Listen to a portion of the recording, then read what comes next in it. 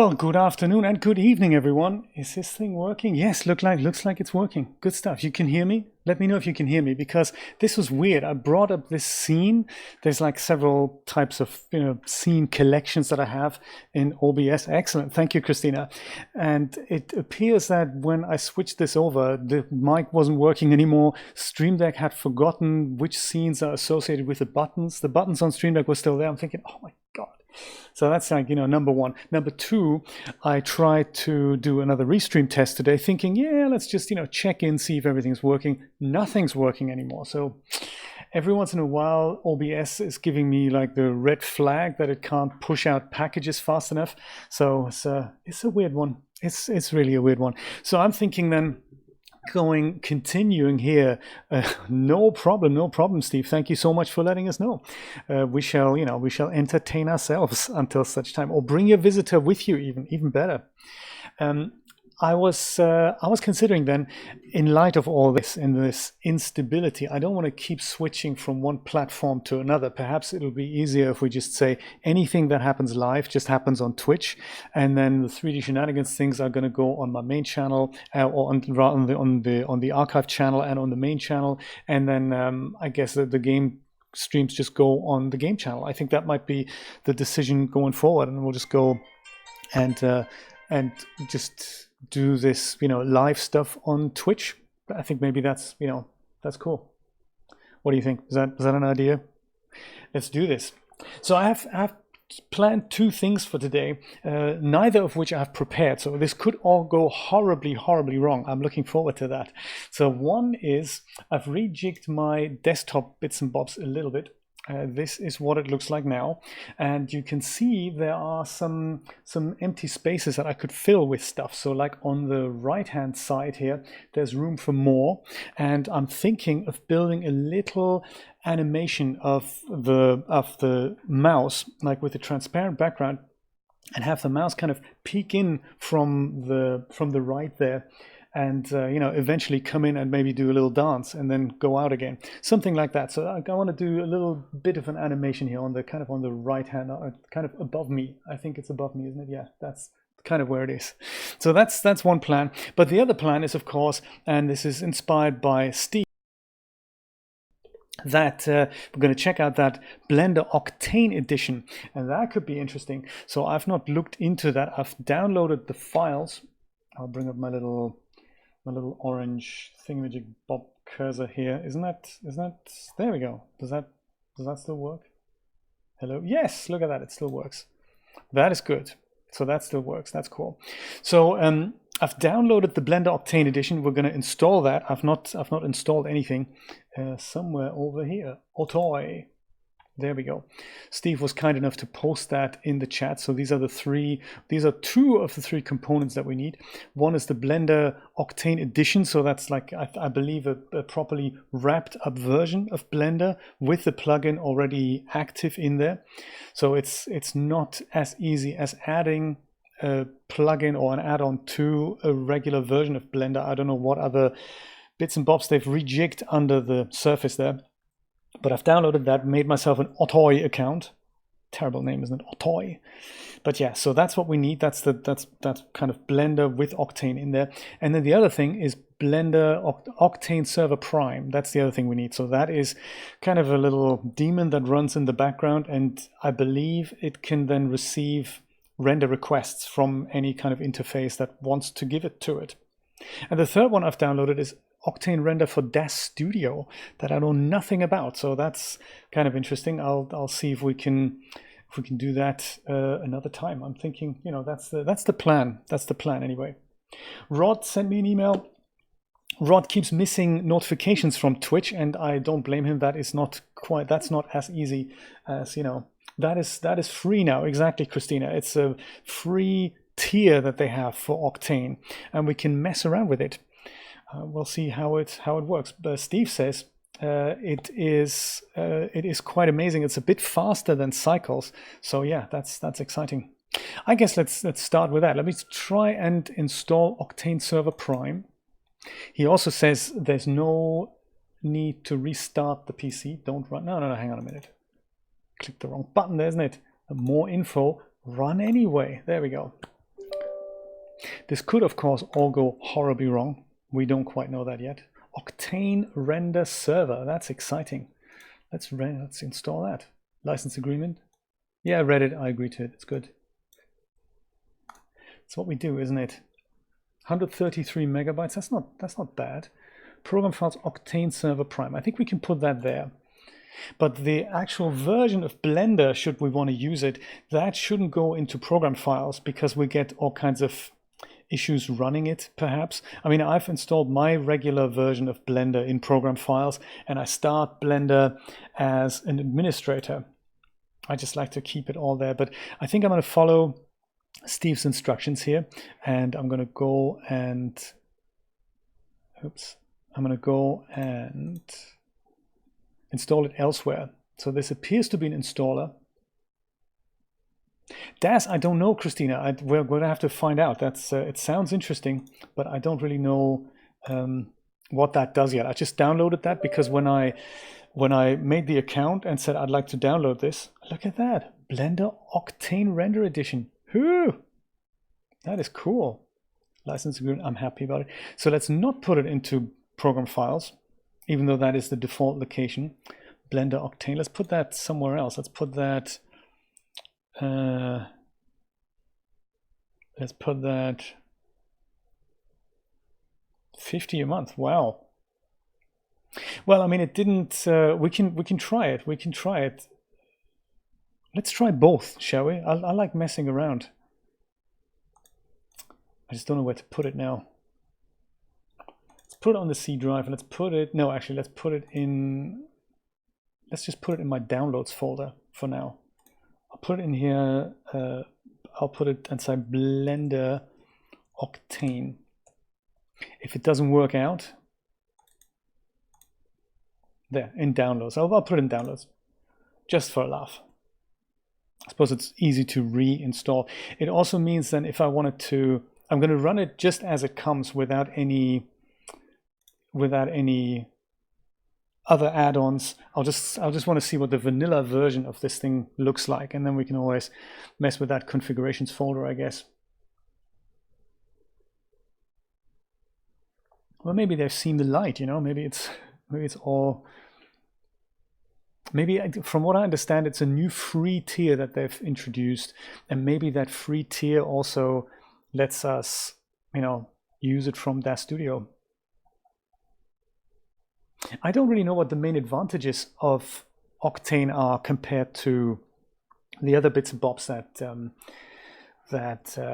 like the other render engines. I mean, I know that Phil Wilkes loves Octane, and he uses it with Carrara. That's an interesting idea. So use the front end, you know, with a render engine that is much more capable. But of course, that's, you know, that's very expensive to buy. I think Octane for Carrara is like $600-800 or something like that. Done. That's creepy, isn't it? Let's see how we can run it. So the first thing that we need to do, I guess, is start the server. Let's go and start that. I believe nothing is supposed to happen. We just go allow access to this. And then Octane just runs and waits for things. And now we'll delve into that downloads folder, into Blender Octane. Looks just like a regular Blender folder here. Oh, right, interesting. I'm looking forward to that. I'm not running it as an administrator. I suppose that's not necessary because we're just using it from a regular location on the hard drive. Blender 2.81, non-A edition.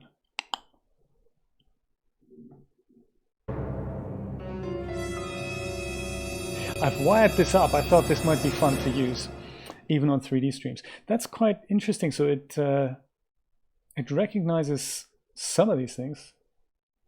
I didn't know. Shall I do that? Let me do that. Let me just go and, yeah, this will be the configs from when I used Blender as an installation. Let's do that. Is it in here or is it in 2.81? I think it's in 2.81, isn't it? Yeah, here, this is where it is, isn't it? Let me know, Christina. I always forget this, but I believe it's here where we make config, bing, there.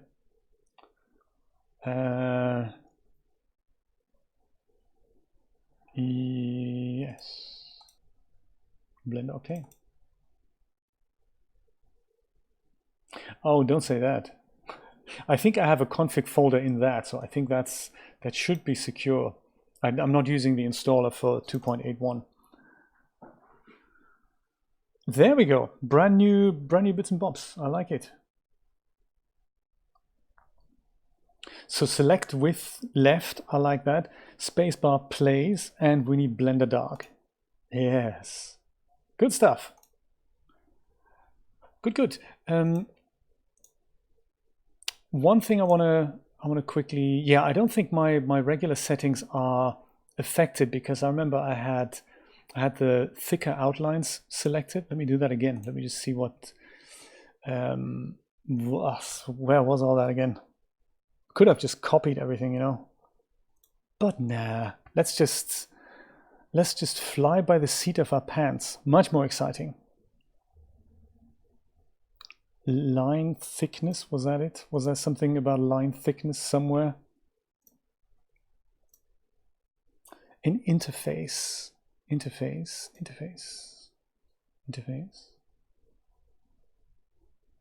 It's probably staring me right in the face and I just can't see it. Temporary windows, translations, text rendering. No, that's not it either. Menus. Line width, there we go. It's a drop down. Haha, there we go. I like that. This is nice. Also, since this is brand new, autosave preferences, yes, we like. Blender Octane. Okay, let's see how we can what we can do with that. So it feels familiar still. I would imagine I just pick a different render engine. So we have, no, we don't. Eevee Workbench and Cycles. No Octane. You'd imagine they would have pre-activated that.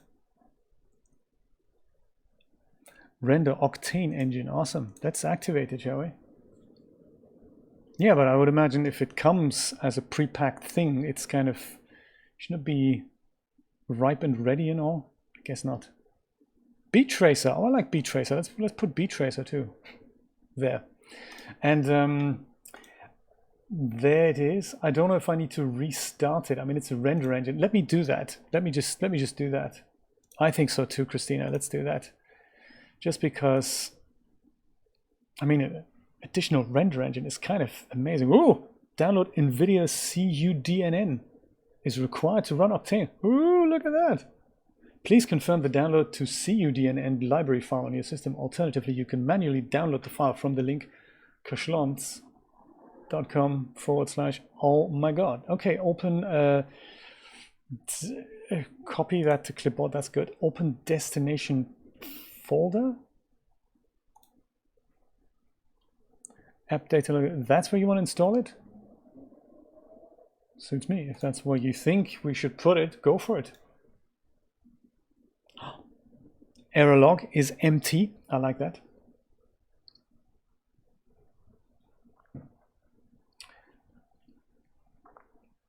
Come on, Octane. Ooh. What was my username? Did I make a note? Of course I haven't.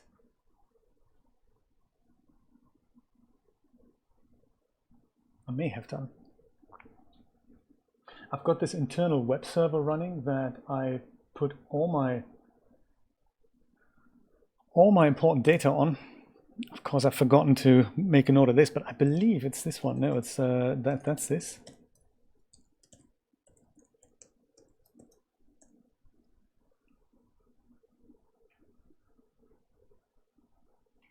The suspense, I say, the suspense.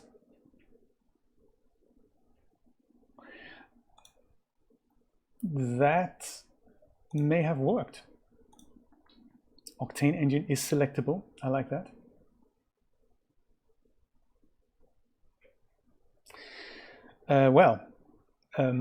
Okay, this is half exciting because let's just try Eevee first and see if this reacts the way I would imagine it does. Viewport shading rendered. Does not look like it's working anymore under Eevee, which is fine. Maybe that's they've grabbed something off that. So let me go and try Octane. That looks more like it. That looks like a rendered image now. This certainly looks like it is doing something of a real-time preview. I like that. Viewport performance is very smooth. I wonder if I need to tell Octane something, or the render server. Do I need to tell it, use my GPU, use my CPU? Does it know all that?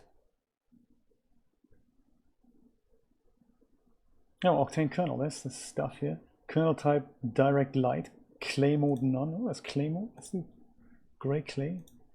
Let's put that back to none. Let's not fiddle with too many parameters. Quality, all right, okay. Alpha shadows. Alpha channel, my goodness, that's quite a big palette here. Toon shadow. Take your time, Steve. You can maybe shed more light on this than currently meets the eye. So it is doing something. What if I switch to cycles? Would that, so yeah, look at that. This is cycles now. Cycles looks like it's also working. Using my CPU. Let's try the GPU. Let me put some kind of image together so that I get a bit of an impression of how this works in cycles, and then we switch over to Octane, and then we'll see if there's a noticeable benefit there. I think I'll go and grab this cube, put that up. I'll put in a plane and scale that up a bit so that we've got a bit of a ground here. I'll also, I guess I'll move the cube over to here, and maybe I'll build that image we have. The materials are not compatible. I've asked, that was my first question to Steve, and he says no, but there is something that's called the kind of Octane library, Octane Live database, something along those lines. I put a monkey here in the middle so that we have a few objects, GZ1, and I bet this needs to be rotated, RZ, something along the lines of that. And perhaps we're going to put a sphere next to the monkey. That's a good idea. UV sphere, always good. GZ1, and put that over here, there. Now we'll look through the camera here. Frame this puppy up.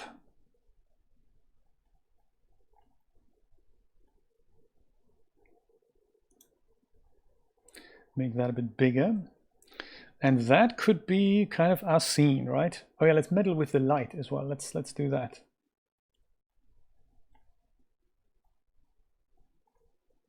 Let's make that an area light maybe.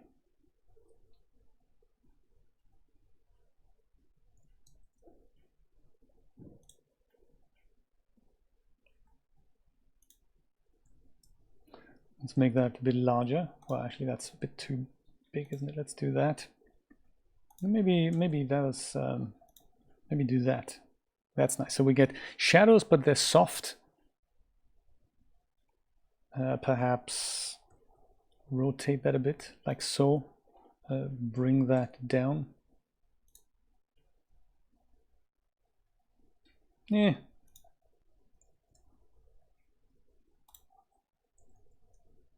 Something like that.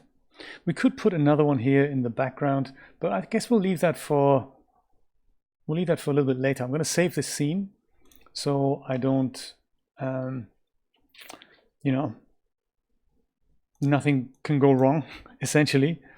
I'll put that with all my other Blender files here. Perhaps I'm going to make a new folder and call that Octane Shenanigans. Viva Octane, that retains the Spanish theme there. Viva Octane 1, there. Brian, in regards to your question about is there a control panel, there may be. So I've got something in the taskbar running. I don't have a discernible Octane Prime program running, but there is this little icon here. Sometimes when you click these things, they open things. And mine's gone away now. Oh dear. That's not good, is it? I didn't mean to close it. Hope I haven't closed it now. It's gone. It was here a minute ago. Is there anything else in here? No. I may have accidentally stopped it. I might just go and try starting it again. Server Prime. If it's clever, it should tell me, hey, I'm already running, and it doesn't tell me anything. So that could be that it's running and it's just in a happy state right now.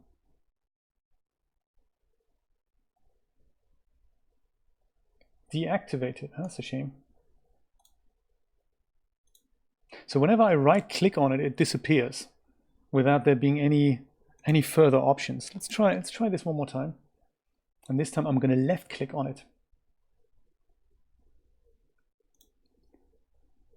Left click on it and no. I guess there's no configuration options in that. I have seen something in the under edit preferences under the Octane plugin or the Octane add-on itself. So there's some bits and bobs here. Release Octane license after exiting. Oh, that's interesting. And there's a server address here.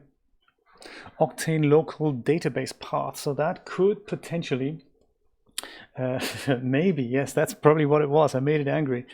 Maybe that comes in handy if you have access to the Octane library of materials. Apparently, I believe Steve said that for certain add-ons, Octane translates materials automatically. That could be interesting. But I bet for the free tier, I guess that doesn't quite happen. So anyway, we're on cycles now. Let's switch this over to Octane and see if it works. Quickly save this one last time. Okay, here we go. Octane.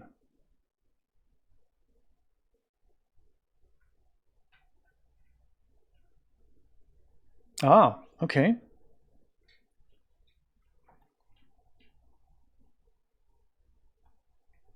It's almost like it's a mix. I mean, it's in terms of speed, it's almost like a mix of keyshot and EV and cycles all mixed into one thing. Oh, they both sound exciting. I also get some kind of an environment light, which is very strong, and it kind of outdoes whatever we've got going on the regular light here. Let's see if we can do something with materials. I would imagine in shading and under world, we'll see. Aha, there we go. That's interesting.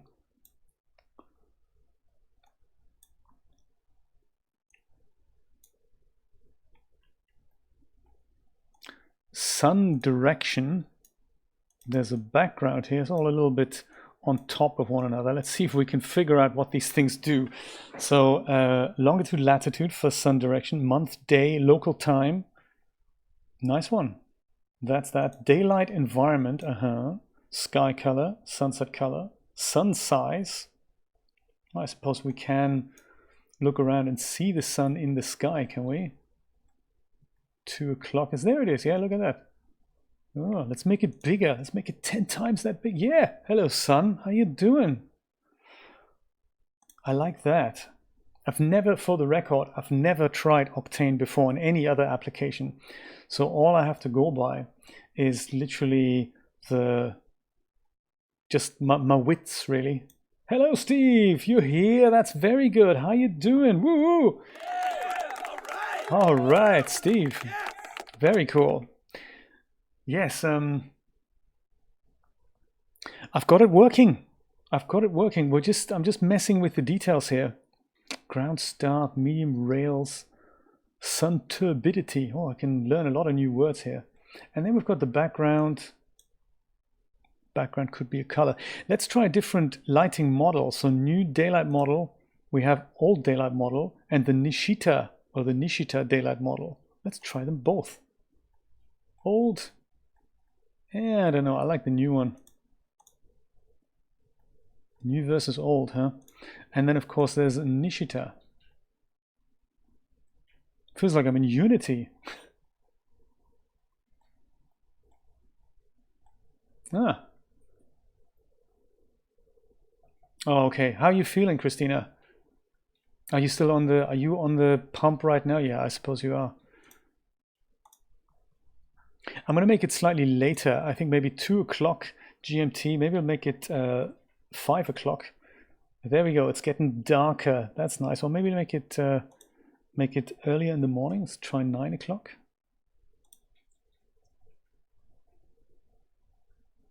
I like the darkness. Let's make it 6 o'clock. And then we'll see if my light actually has any effect. It looks like it doesn't. So this is just the HDRI that we've got going here, but not our light, probably because it's a light object. So maybe that doesn't actually, yeah, I would imagine that doesn't have an effect. I haven't, Steve. I don't think I've read that far ahead, but that's on my, that's the next thing I'd like to try. I think first let's go and disable this light. It doesn't actually matter if we enable it or disable it. Let's bring in, let's create our own and turn it into an emissive, so we can use that as a real light. A little plane. I'm going to call that one Octane light. Bring it up somewhat, rotate it a bit. And just go rotate it around here and put it into kind of a similar position. Oh, in fact, let's put it on the other side, shall we? Let's put it here. Oops, let's do that. Under shading, with the object in question selected, it doesn't have a material. I don't know how we need to proceed here. I would imagine it needs a material, and then we can see if we can put an Octane material on there. Okay, we'll do that. Thank you, Steve. I'm going to call that one also Octane light. Octane light. So let's see. So we search for Octane, Octane Alembic. Octane, is it supposed to be Octane Live? Octane DB. WM, what is that? What's WM? Ooh, okay. Emissions, lamp spectra, exactly what we're looking for. So for those uneducated among us, like me, what do? I would imagine with the object selected, do I double click it? Will that assign it? No. Do I drag it in? No. Do I drag it on the object? No. Do I right click and do something? No. Is it now inside my material library?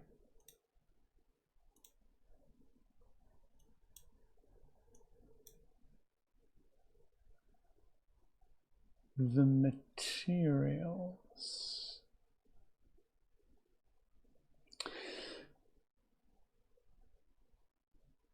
Oh, these materials, sorry, yes. I was just looking at the emissions thing. Okay, so I've got organic, MISC, non-organic, and attic.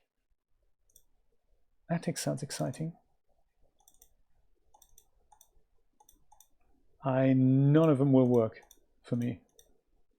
Oh, not responding. I'm a bit too impatient. Not responding is never good, but you know, it's forgivable, as it is just a beta service, like a beta thing. They did let us know that. Ah, yes. My friends from Russia. Let's close MISC, shall we? Let's have a look at the organic materials. Perhaps stone, vegetation, skin, liquids. Nice one. So then,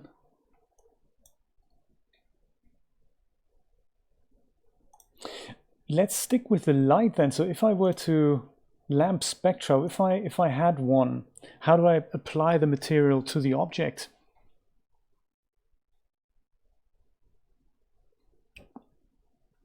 Gotcha. It doesn't work with the light. Let's try a stone thing then. Just the first one here, import. So I can do that, but it looks like I can't import the light or the emission thing. That's a shame, isn't it? Procedural and texture. Oh, let's try it without the light. See if maybe just clear me up about light, Steve. How do I get a good kind of light in there? Like an emission thing. I'm going to import this one here. Amethyst marble. I would imagine, since it says live DB, this is just my thinking. Correct me if I'm wrong there. This is kind of in the cloud, and when I do this import, that's when it actually downloads the materials. Yes, is that how it works? I can also see that I've applied that material to my light, so that's not what I wanted. Octane node, oh, awesome. Okay. Oh, okay, there we go. It took a little bit of time here, but it's now set up my material here. Interesting. Ah, let's practice this. Let's go delete that, apply that material to that thing rather. So right click import, that's there. Moments later, it'll appear in the shader node. That's nice. Let's try this with skin. Put some skin on Suzanne rather. Brown leather, clay skin. Look at that, very cool. So this is kind of the magic panel that we need to open here. Just to refresh my memory, just so that I remember how to get that up, I click F3 and just search for Octane DB. That'll bring this thing up. That's cool. I like that. How do we get rid of the F3 search panel here? Escape, perhaps. Escape. So easy sometimes. DAZ skin material. Ooh, all right. Let's put that on Suzanne. Oh. Oh, does it? Oh my goodness, yes it does. Thank you for bringing that to my attention. I always forget to look there. So the Blender developer folks go, dude, how much more obvious can we make this progress bar that's running in the background? And Jay goes, yeah, I don't see the progress bars, man. Crazy stuff.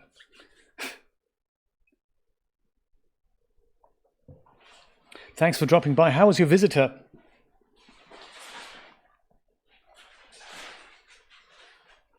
Diffuse mode demo skin. Oh, nice. Let's put that on this perhaps. Import on the thing. Perfect. Okay, I like it. There we go. Complex shaders.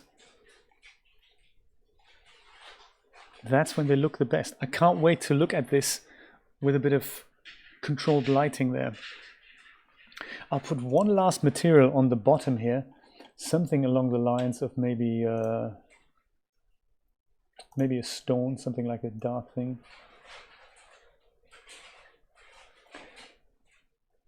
And just to oh, Octane server has stopped working. No, what are you doing? Don't do that. Oh, that's just the server though. That's not really anything major to get. Whoa, I was gonna say major to worry about. Wah, wah, wah, wah, wah, wah, wah. Christina, you're back. How exciting! It does take a while. I've heard these reports as well that Twitch on a phone is a little bit temperamental. Rod and Joe never get notifications, so you have to. There's like 3 things you can do. You can essentially subscribe, that's like following somebody. Well, that's like following somebody. You can do that. Then you can subscribe to certain people. But independent of that, you can also set up notifications. And they're really strict on anything in regards to you've logged in from a different device. Oh my God, you're going to have to check your email and all that. So I'm glad you hung in there. And I'm glad you made it work. That's very cool. I guess let's start afresh, shall we? Let's try this again. Let's go Octane Server Prime. Come on. Nothing happens. I was told that. Nothing happens. It's in here. I believe, Steve, my mistake was that I left and right-clicked this. You do that and the icon disappears. So we mustn't touch this. Must not ever examine that. Then we're going to go on, run the Blender Octane Edition.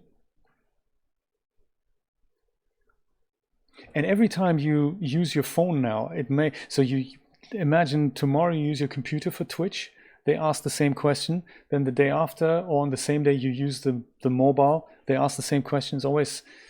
I mean, you know, it's security, I like it. They are a little bit serious about that. That's cool. So this is the last version of our scene that we've saved there. That's cool. I think I'm going to give Suzanne a subdivision surface modifier under maybe this.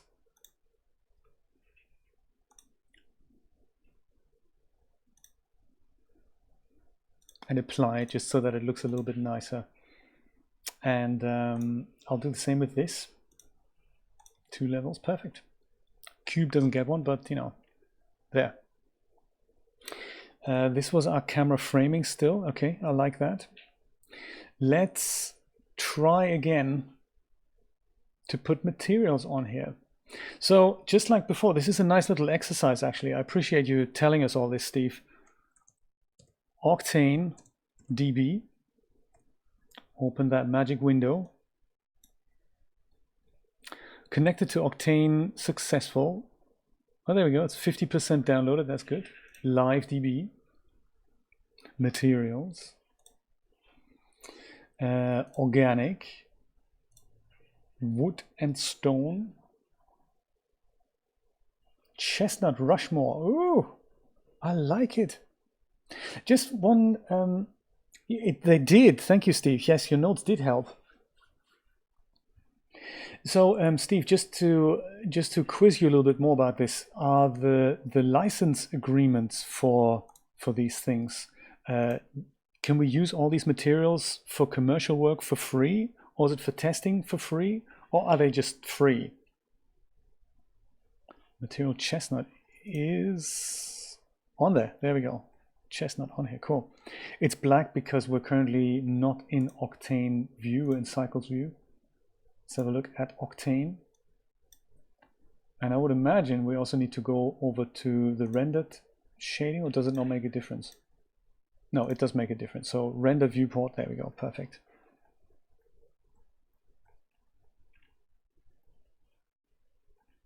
I'll just do, no, let's not do that. Let's do this.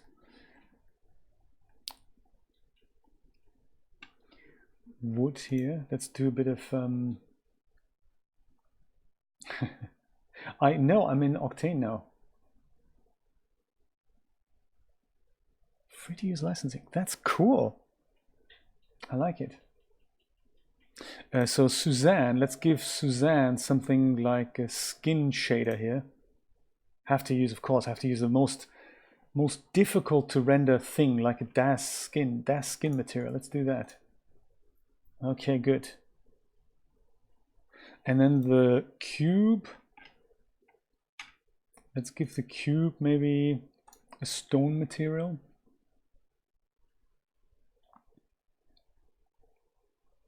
Art rock. Asphalt dashed line, my goodness. Brickwork.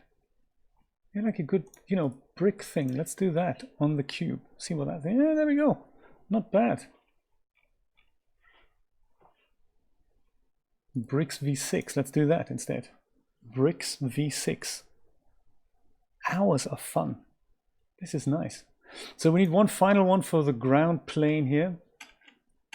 Any recommendations? Maybe we're going to use something like a what's happening in vegetation. Let's have a look.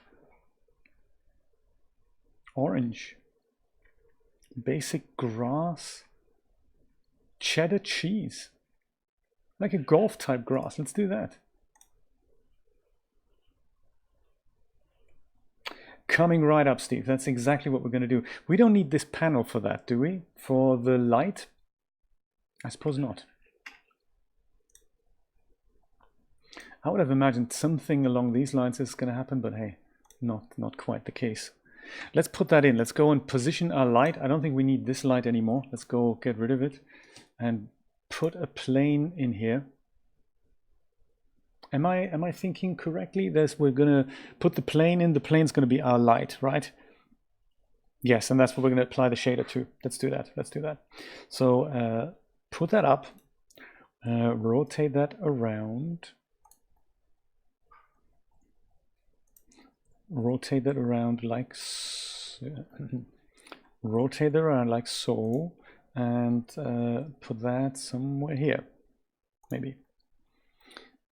And well, first of all, we're going to give it a material. I'm going to call it light, Octane light. I'm going to call that object Octane light as well, just so that we're on the right page here. And now I should at least see those shadows ease up there a little bit. Wow, the universal material, I've just seen this for the first time. This is how long that node is for a basic Octane material. Interesting. So it's got all these parameters on there without us having to put nodes into the front. That's interesting.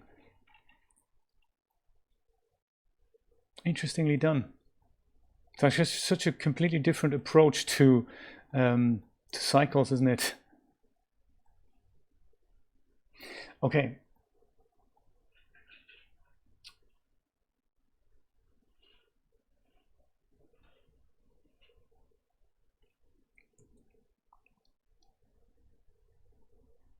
Octane emission, texture tune, black body emission. Oh. Is that what I'm looking for? Black body emission? Or is it an Octane shader? Like an Octane emission shader?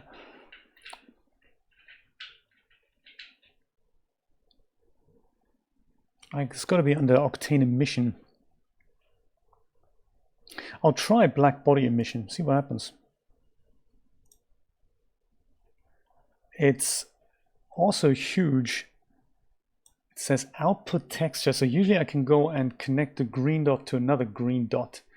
So I guess we don't need the universal material anymore, and instead we'll go and put that into here. I would imagine.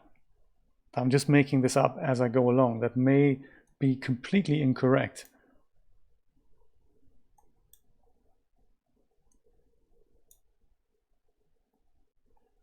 Could well be that we need to connect it to the basic material instead, perhaps to something like the emission input. Yeah, that's also possible. I'm just looking at the shadows here. If my light were to work, they would have to kind of go away. So I suppose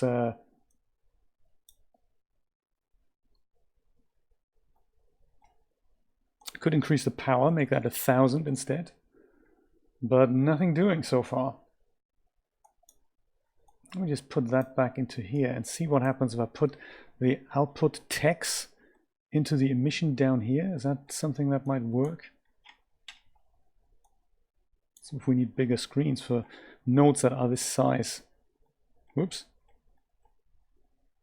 Output text could go into emission. Does that do anything? No.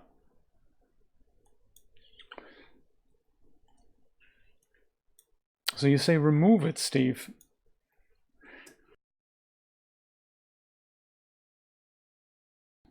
Let me try that. And then, so output texture, I would imagine, goes into surface, right?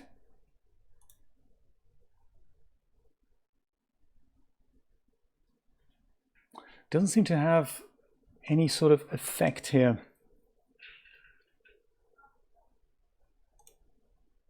I'll make our world a little bit, well, first of all, I'm going to put it into more of a cohesive thing here, understandable. And then I'm going to go and change this to maybe 1900. So it's in the evening. It's a bit darker now.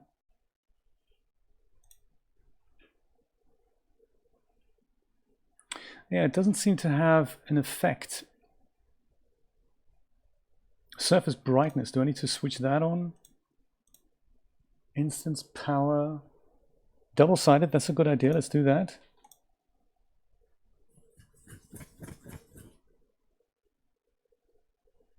Yeah, that's why I turned it down to something like a later time. I believe the default power was 100. I'm setting it to 100,000 now. We should see some effect here. Or maybe texture, set that to 1. Nah, that's also not doing it. Is it showing up in layout somehow when we select rendered?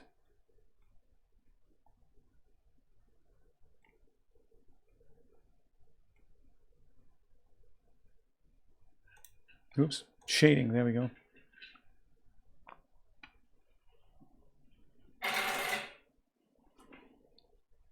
I don't know then, sadly. I'll see if there's another, maybe it's the wrong one. So texture emission, tune directional light, point light.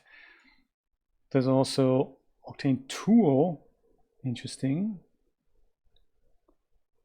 Texture, Gaussian image, instance, value camera, oh, Octane camera. Interesting. It's not just one type of camera. Yeah, no problem. We'll work this out together. This is partly the fun about sessions like this, that you go, let's try this thing, let's try that. And if we do come up with something that's usable, by all means, let's use it. Let me try texture emission just for a laugh. I wonder if there's something else we're missing. So I would imagine, like in cycles, I have an emission shader, and then I literally connect that to the material itself. Could also be that, do we need to set this to Octane? But it could also be that there's something in between here that we're missing. That's possible. Yeah, I did watch that. Was it the Croatian guy? No, the Hungarian guy? I forgot now. And he did set the light. But maybe that was the one point I didn't pay attention there. Let's try texture emission. If we just connect that to that, does that do anything? It does nothing.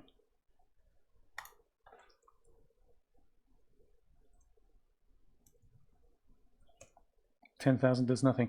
It looks like it's not really supporting us here. Doesn't make sense if I put this into volume, does it? No, it doesn't. But this is still active here, so that's good to know. I can make it even darker. I mean, if it is a way that it is, so yeah, look at that. So we've got a little tiny bit of our, let's make it 8 o'clock. A tiny bit of our scene here, but we should now see some kind of light. Object Octane light. Does it need to have? I've put it under. I've given it a material. I can also, maybe I'll delete that again. Universal material. Let's start afresh here. I'll remove that. I'll go and say black body emission. Output text goes into surface. Right? Something happened. I saw something happened. Let's make it double-sided just to be on the safe side here. Crank up the power 100-fold and nothing. The links you've sent me, I thought I had in the DM, you mean?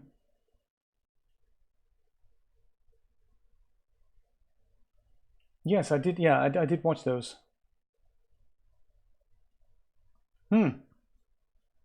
No lights for us, I'm afraid. No lights for us.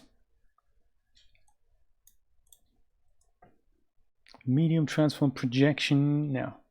Octane value, Vectron environment,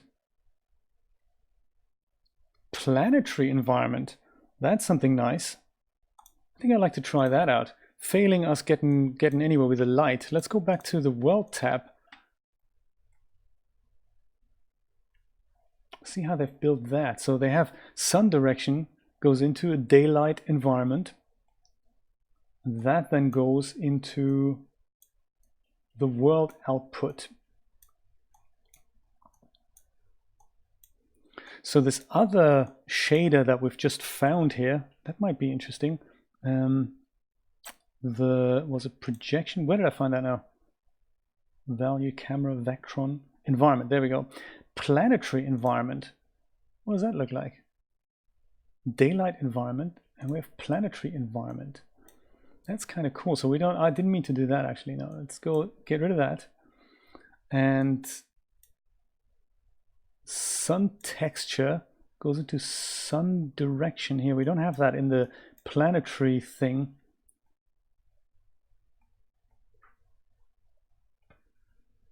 This is that bright? A planetary environment is that bright, really?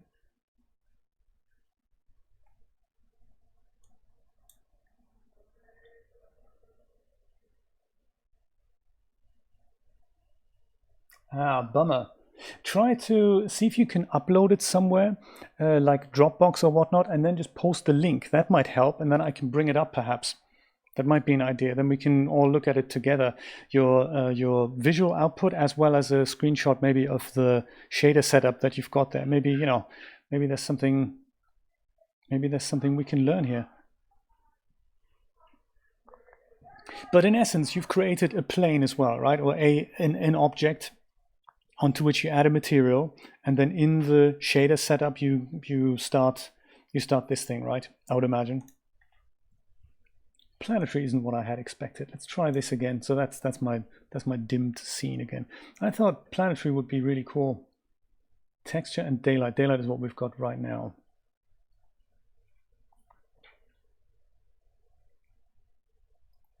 Come on, let's get this light to work, man. I'm sure we'll get there. I'm sure we'll get there. Christina, is there a way, if I do this in the shader browser, in the nodes here, is there a way to bring me into the center of all these nodes? I have a feeling it might be if I like scroll off it like this and I don't really know where that is. Does that work like the camera, like 0 on the numpad? Or full stop on the numpad. Excellent. I've worked it out. So I scroll off here accidentally into the furthest depth. I put that, and then there we go. Or Shift C. Ah, let me try that. Shift C. Actually, that doesn't work. Maybe it's Control C. No. Yeah, sure, Steve. Take your time. It looks like a full stop on my...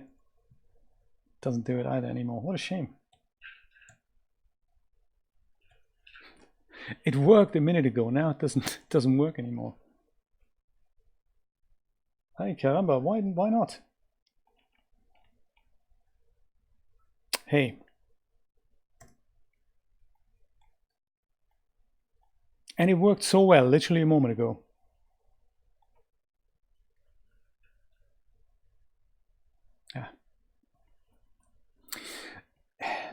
We've tried this with a different object, but I mean, just to be on the absolute safe side, let's put another object into the scene, just for a laugh. Maybe just a little sphere here at the front.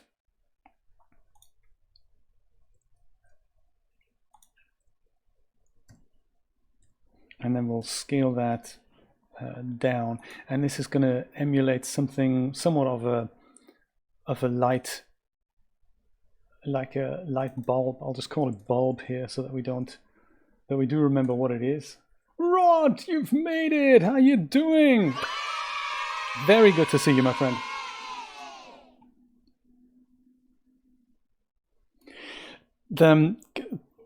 Nice that you're here, because yes, well, I've just said that in the beginning. There in regards to getting notifications. And Joe, hello. Very good to see you both. There is a way on Twitch to receive notification in addition to following someone. So I guess you both follow me. That's the little heart icon at the top. Julia's just got the victory royale in Fortnite. So well done there, Julia. Very good. This is why she can't join us anymore, because she's playing Fortnite. One of those things. While we try to do things in 3D here. So the little heart icon on Twitch is to follow someone. And then next to the heart icon, there's something like a button that says notifications. And if you press that, then your browser can send you notifications, your app can send you notifications, and you'll get emails whenever I go live as well. So that is definitely something you should do. Very good, Rod. Thank you so much. And then the notification thing, and then you get a little ping, pling, whatever, a bit like on YouTube whenever I go live, with a little, hopefully with a little description in there. The reason why I'm on Twitch, by the way, is because I could not stream to Restream or Mixer today, or YouTube, in fact. So it wasn't working. Twitch is the only thing that is working. So we'll just stick on Twitch. We'll make do with what we can use. I'm going to turn this little puppy here into an Octane light. That's the plan. The bell icon. The bell. The bell. Thank you so much, Rod. Thank you so much, Joe. I'm sure we won't be missing each other for much longer going forward. First thing I need to do, I guess, to apply any kind of node is to pop a material on this little guy. Boom. Material. Universal material. I could add all kinds of things now, but I won't do that. I'm going to go and get rid of the universal material, and I'm going to go and add an Octane emission shader. Steve says black body emission. Let's do that. I would imagine I connect the out text into the surface. That's better than what we had before. If I take this off, I'd imagine it goes black again, but it doesn't. Okay, let's put it back, crank up the power by maybe 10 times. Nothing happens. Let's crank it up by many more times. This should literally be the blinding light now. Oh, and double-sided. No. Distribution, sampling rate, light pass ID, visible on diffuse, transparent emission, cast shadows. Something's not working.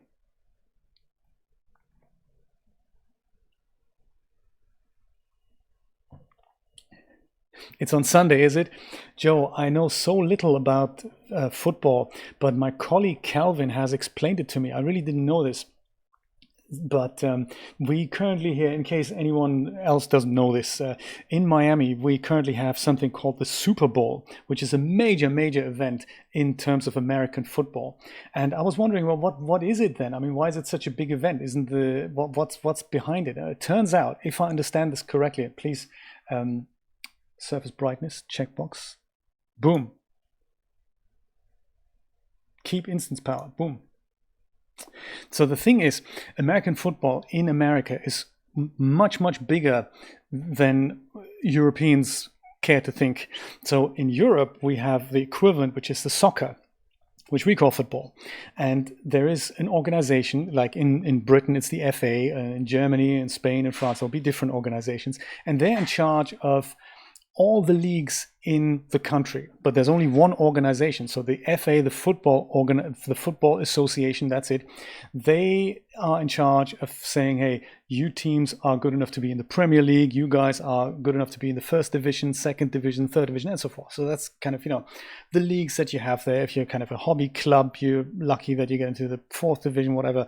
If you're really good, like Man United and Chelsea and all these people, you're in the Premier League. And eventually the winner is determined in that Premier League. And then you have the winner of, the football thing, whatever. And in America, it appears that American football is so big that there's two organizations in America, namely the NFL and the AFL. And they both have their own teams, which I find really confusing. But of course, now you have a winner of the NFL and you have the winner of the AFL. So you have two winners. Now we need to determine who the real winner is. And that is, I think, where the Super Bowl comes in. I think that's how it works, isn't it? I think.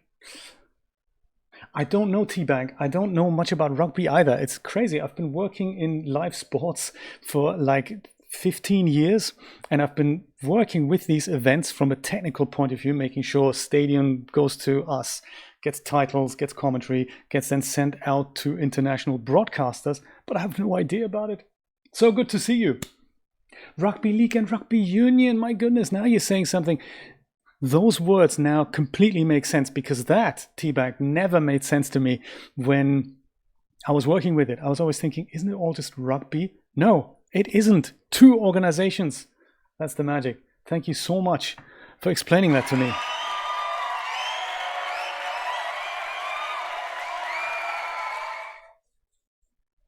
Probably AFC then. I don't know what I'm talking about. Thank you for bringing that to my attention. So NFL and AFC. Is that right? And AFL is Australian. Oh my God. And that's the Australian Football League. Now, Steve, what do you see when we talk about football? Is that a round ball? Is that an egg-shaped ball? I don't know much about Australian football, I must imagine. You guys are more like a rugby country, right? Rugby is the big thing. Rugby sevens. Cricket, says Julia. That's another thing altogether. Good to know. Good to know. Well, to just finish off that sports conversation, at Miami Beach, there's a huge, I believe, who is it now? It's not ESPN. It's CBS. I forgot now. They've got a massive stadium here on Miami Beach. I'll make some videos there and show you the big party that they've put up there. But of course, the actual match isn't happening at our main arena here, which is the American Airlines Arena down in Bayside. That's not where that's actually happening. It's happening in Miami Gardens, I believe, which is kind of 15, 20 miles up the road, I believe. Okay, good to know. Good to know, Rod, and good to know, Steve. One of those things. The Chiefs. Let's all vote for the Chiefs. The Chiefs, Julia, the Chiefs. Why can't we make this light work? Know nothing about sports, know nothing about Octane, know nothing about Blender. It's not really a good start to make this all work here. Chiefs! Gotta support the team, man! Steve, tell me more about this black body emission thing. There's got to be... Shall I restart Blender? Shall we set this up with another scene just so that we get the lighting going? Shall we do that? I think let's do that. Let's save this as a version here. Boom. And then let's just go and quit the Blender Octane Edition. That's nice, Steve. Thank you. Let's try this one more time before we give up. Turn ourselves to some animation shenanigans. Let's leave the cube, actually. Let's add a plane, make that big, and let's leave everything as it is. Let's make one more plane. Put that up a bit. Rotate that around like this. T-Bank, it's so good to see you. I haven't seen you in a while. I'm having major issues with my internet connection right now. And the good news, though, is that I'll be on Twitch more often now. Probably more than on the multi-streaming platforms, because Twitch appears to be, that may or may not be football related now, but Twitch appears to be the only platform that's currently working to stream to from my internet connection. So Mixer doesn't work anymore, YouTube doesn't work anymore. Mixer and Restream work sometimes, but not reliably. Like it worked yesterday perfectly well, and it doesn't today. It makes no sense. This may or may not be football related. It may be that they're just taking so much bandwidth to broadcast the games and do all kinds of rehearsals. It could be, I will also frame up my camera, because I have heard that there is sometimes, if the camera isn't set up correctly, there may be issues with that. Oh, could also be that we need to look through the camera in order to see an actual light here. Oh, wow. Of course, Steve. Good stuff, and congrats. I'll see you later. Thank you for the tip. We're going to fiddle around with this for a little bit longer, and we'll see if we can make this work here. Now let's switch render engine to Octane to begin with. Let's switch this thing to Octane, like to the rendered viewport. We get our bright scene under shading. I'm going to go and have a look at the world tab, and I'll go and separate these guys out a little bit, and then I'll go and make the local time 1900 again, so that it's just kind of dark, and maybe make it 8 o'clock. There, dark, dark. That's cool. So now I want to make this thing, I want to turn this into a light. So under plane, let me call that light. Well, actually, I'm going to call that Octane light. We don't need our other light anymore, so let's go and get rid of that. Oh, you see, I made a mistake. Let's go back here and back. Let's get rid of that, because this is actually a light object. We don't need that, do we? And this light is going to be our Octane light.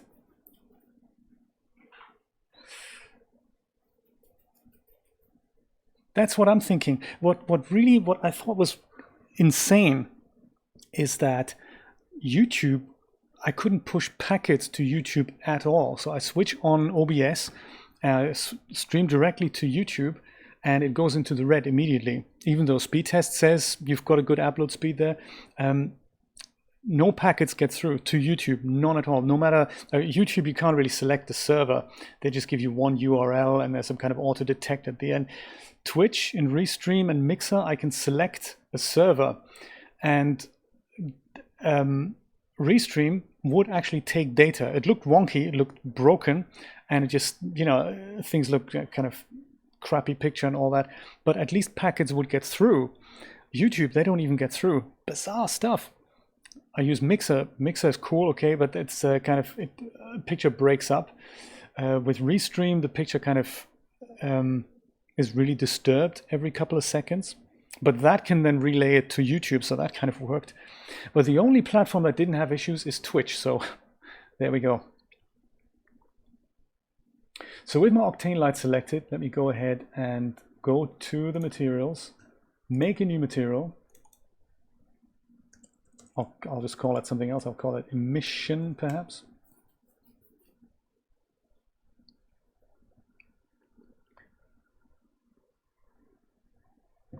It's black. I like it. From here, I'm going to go and select Object. And rather than removing it, I'll just move that universal material down here. I can sever the connection here, still black. Now I'll go add a node, and you'd imagine it's Octane emission, black body emission. We can also try the directional lights here for tune. Let's try that next. Let's try the black body emission first. Output text goes into surface. The end. Why? Let's try double-sided. Let's try instance power. Let's try surface brightness. Let's crank up the power to like 1,000,000. At least in our earlier tests, the surface did have a color. So it looks like that is no longer happening either. Can't work it out. Let's remove that. Let's use the tune directional light. Oh, Rod, had I known you were coming, you know, I would have worn that t-shirt today as well. Rod and Joe were so nice, they sent me a Girls from TNA t-shirt that I wore in the stream yesterday and a couple of days ago. Very nice t-shirt. The larger size, I really like it. It's not white, it's like an off-white color, like a canvas color, I believe they call it. Very nice stuff. Texture, power. Are we seeing anything here? No, there's no. This reminds me of the Chocofer episode, do you remember? Trying to get the Chocofer asset management working, nothing worked. It's always good when that happens in a stream. Very entertaining. So tune directional light also doesn't work. Let's go and try the next one. Tune point light.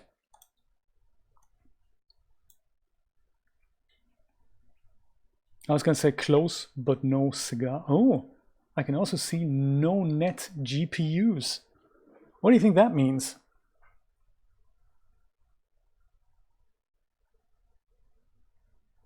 So Joe got the notification. That's exciting.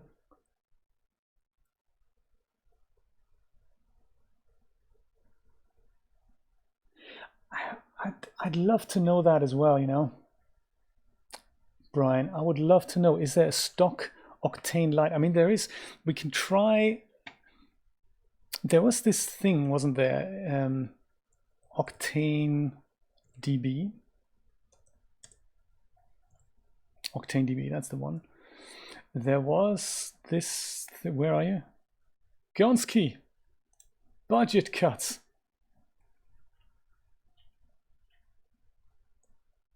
Octane DB. Am I mad? We did see a window pop up there, right? Earlier. Is that still with us, that window? Octane DB, there we go. Haha, good stuff, Live DB. There is emissions here, and I'm thinking that that's gotta give us something.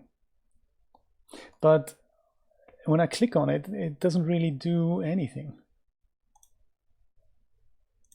Could it be a misc texture? I doubt that they would have.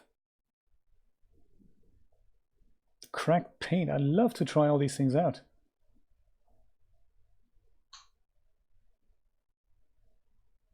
UV grid, look at that. They really are spoiling us.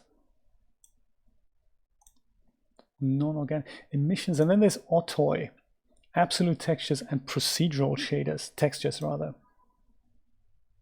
Volumetric.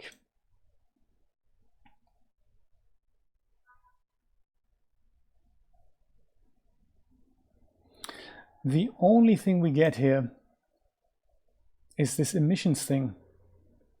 Lamp spectra. What a shame. I don't really know what else to do now.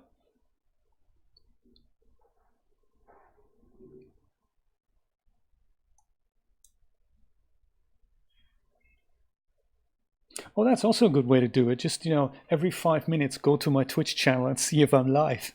There's got to be an easier way, man. There's also the other thing you can do, of course, is look at my Twitter feed. You can subscribe to me on Twitter and I believe on Facebook too. Facebook page, my Facebook page, the WP Guru. You can subscribe there, and then you get notifications when I go live that way. That should also, there's an automation in place though, so I don't post those things. I'm just relying on them to be there. So let's see if it works, right? We'll work this out. We'll work this out as we hang in here. Shall we do that? Let's do that. I'm with you, man. I'm with you. I'm going to close this down. I'm going to say good night, Blender Octane Render Engine. Let's try the other thing that was in this mysterious Otoy folder here, which is, do we have a drum roll? I don't have a drum roll, man. I need a drum roll on my thing here. Octane render for DAZ Studio. I don't know how that works. Let's do it. See where we're gonna, let's accept the agreement. Will be installed in, setup will install Octane render for DAZ Studio Prime. Woohoo!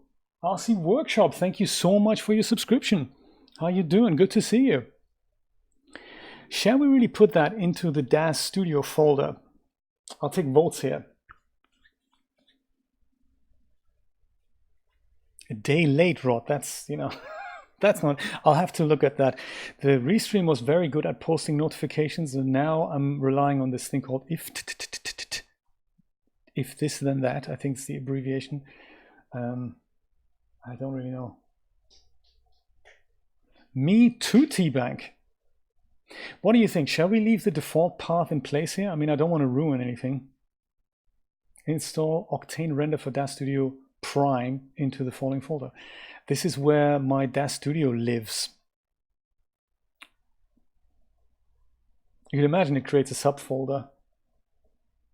Let's roll with it, shall we? Let's roll with it. Come on, install. Woo! Maybe it even needs to be there.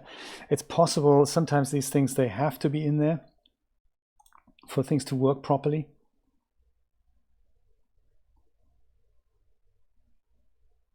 Manage your Octane render for DAZ Studio plugin license. Ah.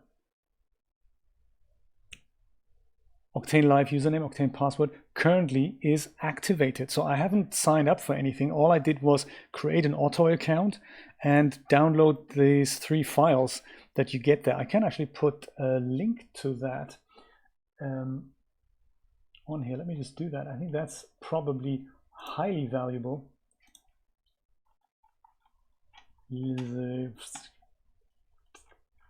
If I find it, of course.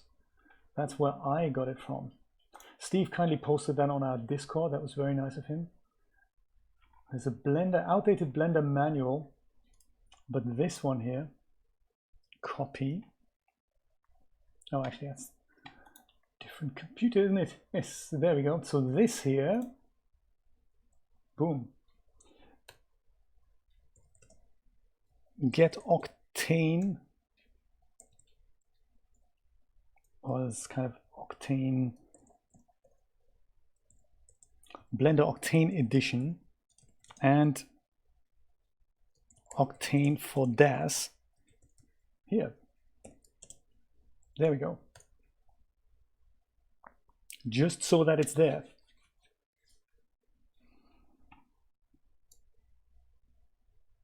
Activation, let's do that. That's me versus Lewis. Licensing model mode online. License something something expires on 1st of March 2020. Good. Octane is activated using your Otoy account. All right, that's perfect. Close maybe. Finish installation. The Octane render for DAZ Studio manual is available online at docs.otoy.com/portal/home. Shame we can't copy that from here. We'll work it out. We'll work it out. So I'm assuming that Octane Prime needs to be activated here still, or let's say it needs to be running. And now I guess let's try the release version of DAZ Studio, see what happens. Yes, I know, Brian. I thought rather than just post a link, I post the link in the description of what it actually is that I'm posting. That's why I put it twice. Once I got excited, and then I thought maybe I'll put a little description on there. So in DAZ Studio then, first thing I would imagine is to go under render settings and see if up here we have indeed a new render engine. That's not the case.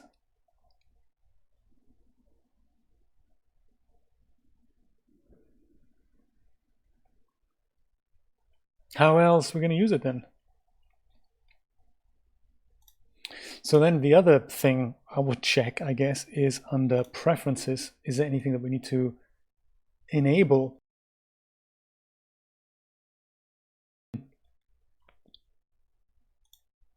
Because I didn't find a particular...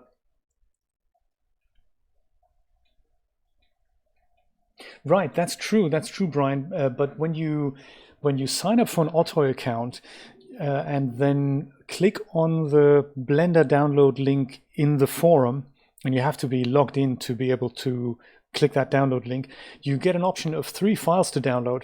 And one of them is the Octane Prime, one of them is the Octane Blender Edition, and the third one is the DAZ Studio thing that you download.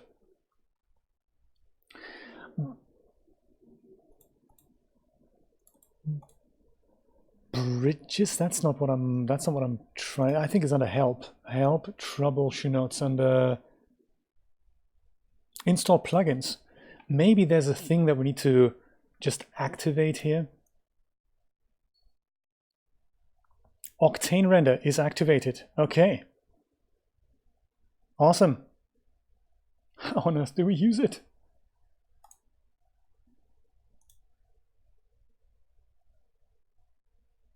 That's bizarre already, isn't it? Is there a tab that's open now? The Octane tab or something like that. There isn't. Octane render. Oh my god, there it is. Oh, found it, found it, found it. This is cool. Whoa, okay. Big thing. Octane render for DAZ Studio. Render settings, environment, materials. Okay. Open viewport. All right. It looks like we have a dedicated Octane viewport here. That is seriously cool. That's how that works. Ay caramba. Materials, live DB. There we go. There's also Octane Live. I guess that's just links to documentations and all that. Nice little color palette on the bottom. System. I guess that's me. GPU memory usage. Look at that. It's got like a live bar here. How exciting. Network render. These guys have really thought this through, huh? How much was this? I remember you could get Octane for DAZ Studio. And I knew it was unaffordable for me. It was like just under $1,000. Textures, look at that. Materials. This is exciting, man. I'll put this over here just, can I minimize it? I'll minimize it for just a second. That could be, shall I dock it somewhere? Let's dock it somewhere sensible. Maybe down here. Is that how you dock things? Come on. Dock you down here. Are you even dockable? Make pane dockable. Awesome. Let's make you dockable. Dock you down here. Come on. Come on. It is undockable. Fine. Lurk around, why don't you? We're going to create some materials here. We're going to create a little primitive. A torus. I like the torus. Let's put the torus in. That's nice. Let's also put a ground in. I like having my own ground. A 10-meter ground should be sufficient. That's nice. And let's put like a sphere in as well. Before we start trying our luck with characters. Oh my god, this is exciting. Maybe a sphere. Sphere is good. Sphere is good. Sphere, you live here. Torus, you live here. That's nice. Let's see what that looks like. If it's like a live thing, does that suggest we just go back to the Octane render viewport and we see things live?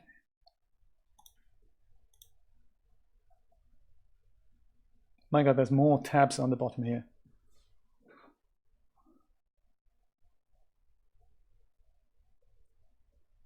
That's amazing, T-Bank.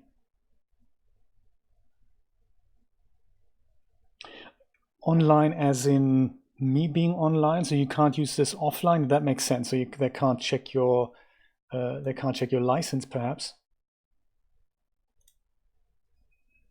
Reload scene. But there we go. Ha ha ha. I wonder if we need a camera for this too. Let me go create a camera. And do that. Looking through the camera, reload scene.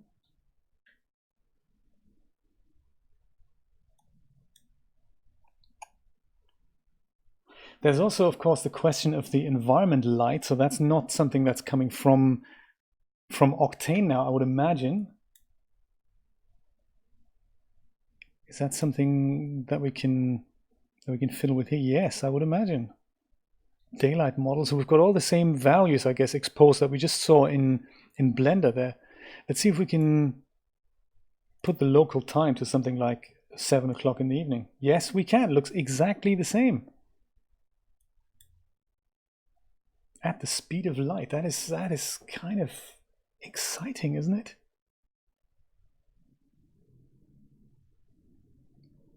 Let's create a light in here.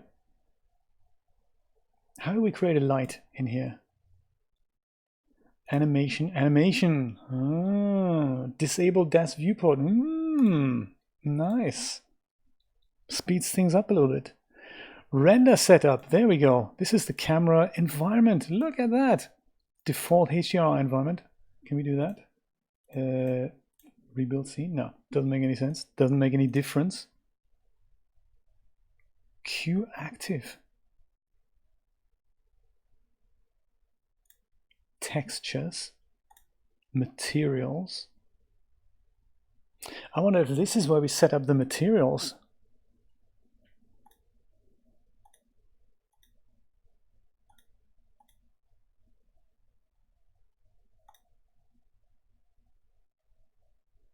How would we go about adding a material on something like the sphere's default? The least thing we can do is, look at that! Just quickly dial in a color. Now that is exciting. And also notice that this does not appear in the DAZ viewport, because, you know, who needs it? We've got the Octane viewport now. Node graph editor. Ay, caramba. Okay. This looks involved.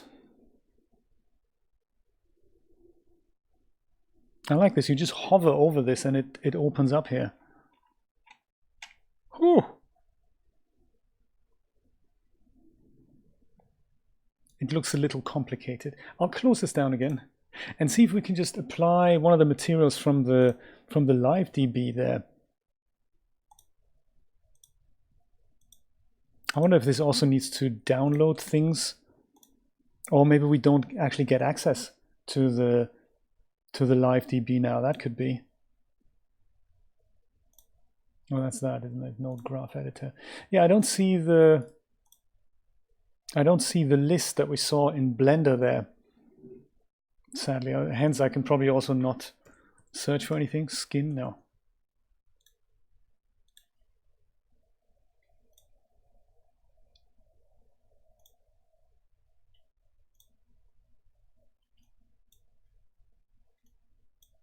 All kinds of exciting stuff in here. Rotation, film width, film IOR. My goodness.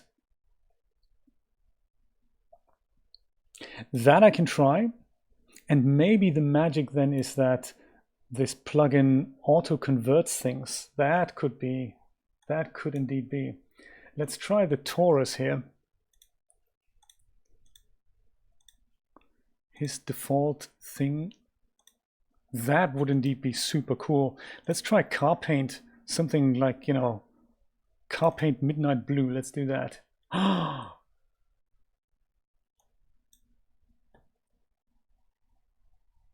You apply an iray material and the thing just goes and converts it? Seriously?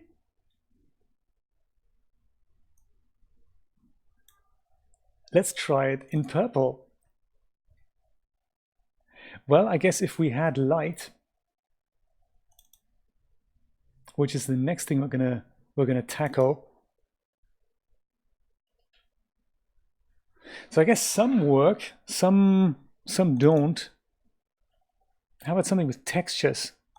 Oh, rubber, studded rubber. Let's try that. Any studs available here?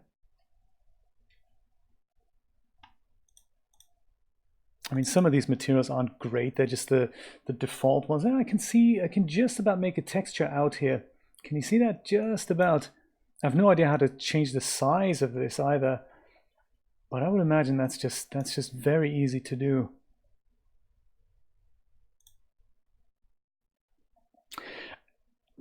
Let's put that car paint back on the shiny one here, the blue one. This one, was it? Yeah, I think it was this one here. That was nice and sparkly.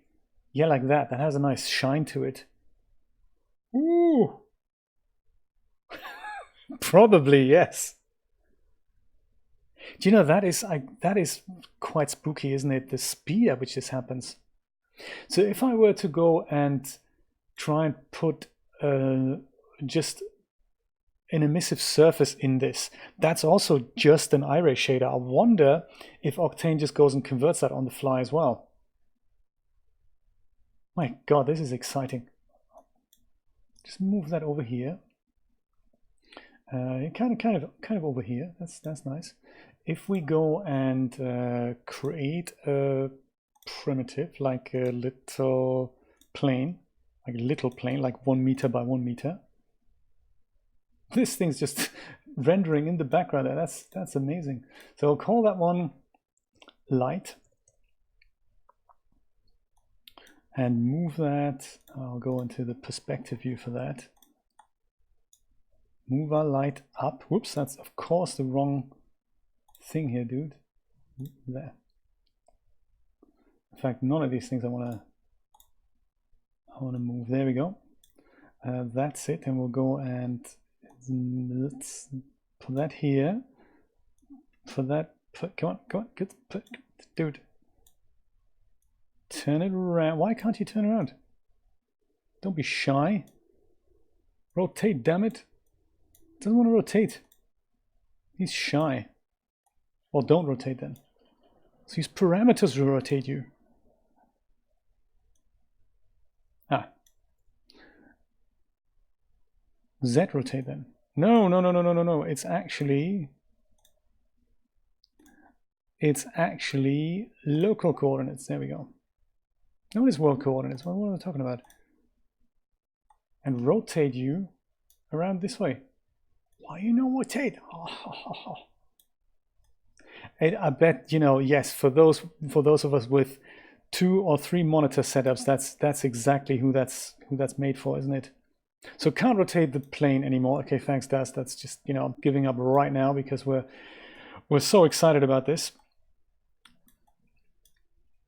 My wife has just got another victory royale on Fortnite. That's exciting. Woo! Well done, Julia. Awesome. So super cool. I'll just be lazy and apply the emission shader here on that light. Emissives. There we go. Boom. That's now emitting light.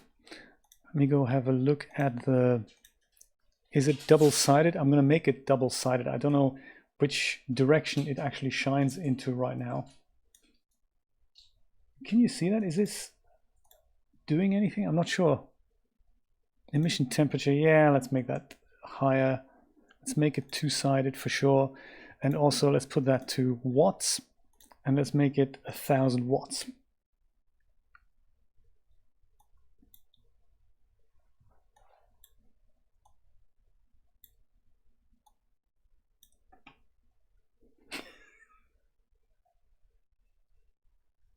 I ain't seen nothing, man. Even though the viewport is updating properly. Fast as well. Built-in denoiser, and what a job it does.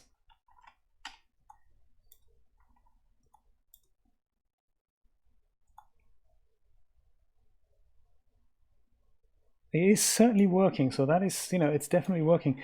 But light, yeah. I do remember when I was playing with Lux Render, lights were always a bit of an issue. So lights were not translated. You had to put your own particular kind of lights in there. I wonder if we have something along those lines in the content library. Is that something that we have here under, potentially under lights, Uber environment, light presets?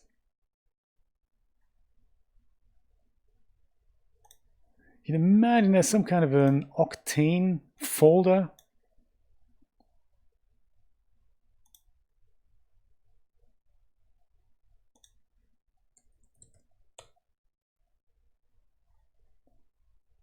Thanks, DAZ. That's nice. Found nothing. Yeah, Octane. That's what I thought. And maybe I'll look for like in the top level thing. There's got to be something. Or maybe I'm impatient. That could also be that I'm too impatient. It looks like it's not finding anything.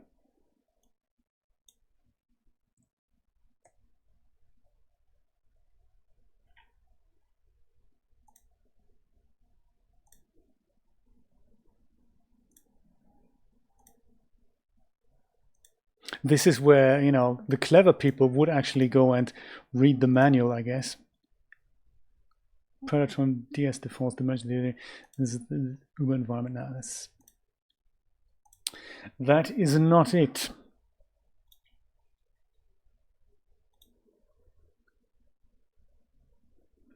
Oh yeah, that is huge, isn't it? That DAZ manual. Let's see if we can do something else here. Preferences, render settings, environment, materials, textures, animation, network system, Octane Live. So that's probably not what that is, or is it?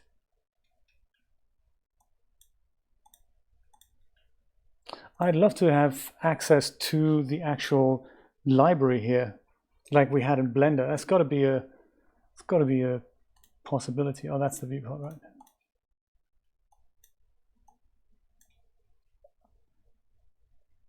And I mean, this doesn't really, no, that's it. Thought that. Auto materials or blank materials. Look at that. Very interesting.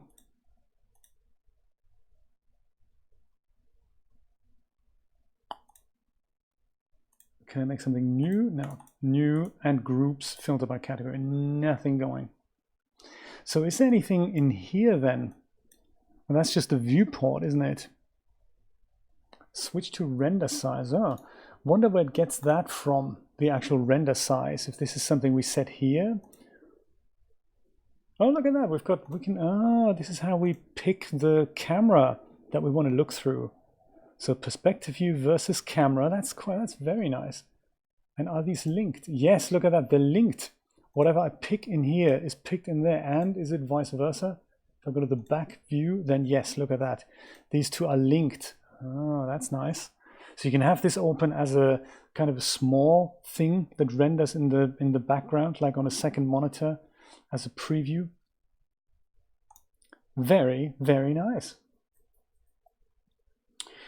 But lights, maybe they don't exist. Maybe you have one light, which is the environment light, the end. That's all you can do in the Octane. There's nothing else you can do.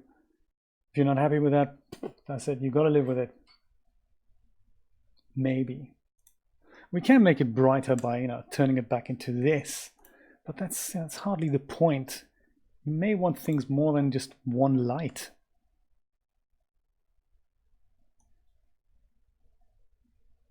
But in regards to speed, I mean, we must find out more about this. We must, folks, we must. I can see the reflection of the sun just about here.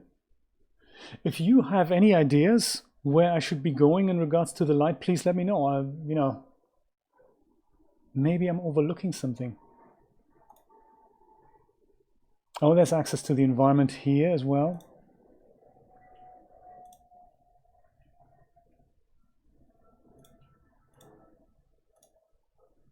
Post processes. Ooh. Let's do a bit of bloom. All right, that is nice.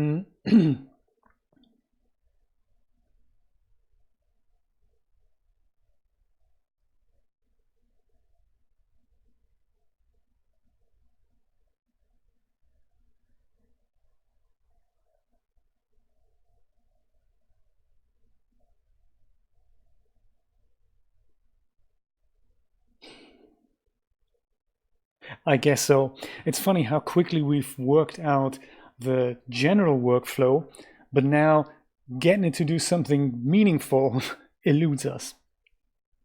So this is interesting because thank you so much for the input there, T-Bank and Brian.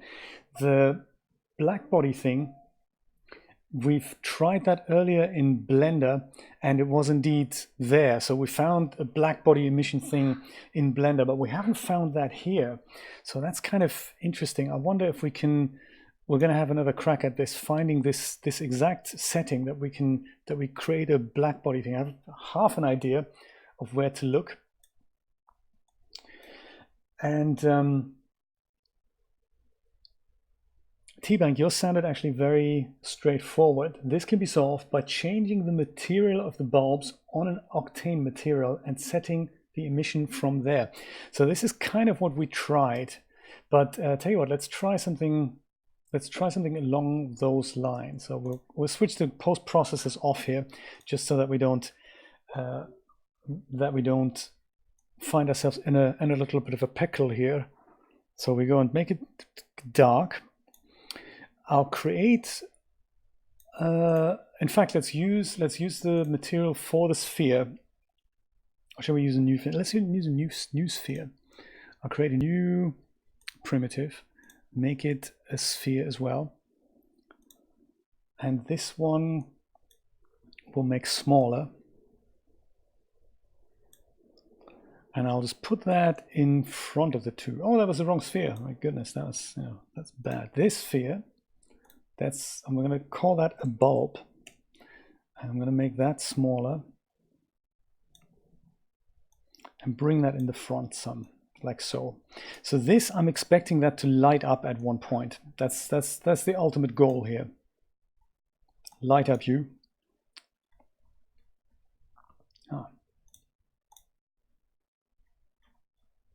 There, that's how we zoom in. I like it. So in an ideal world, I'll go over to surfaces, bulb, and I'm not going to use the emission shader. I'm going to do it the old-fashioned way, and I'm just going to go and switch this to a white light from here. That should be light. I'm going to set this to watts. I'm going to make it 100 watts so that we see some kind of glowing thing here.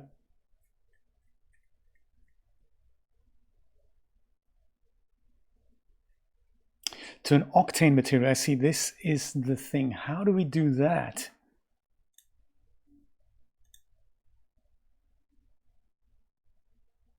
I think this is where it goes wrong. It is currently an I-ray material. We need this to be an octane material, don't we? How do we do that?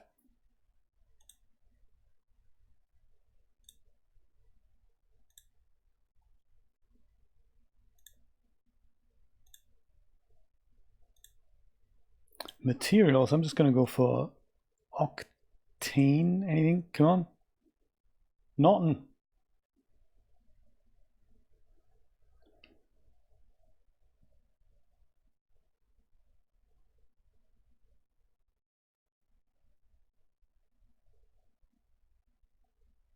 You're onto something there, T-Bank. You're onto something. We're going to get this going. We're going to totally get this going.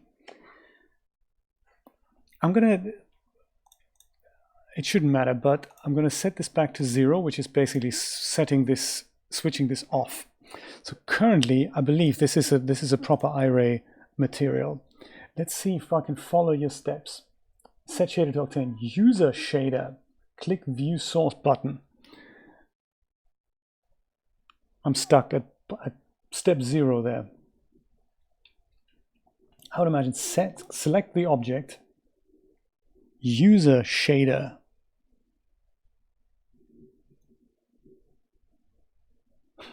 Where might that be?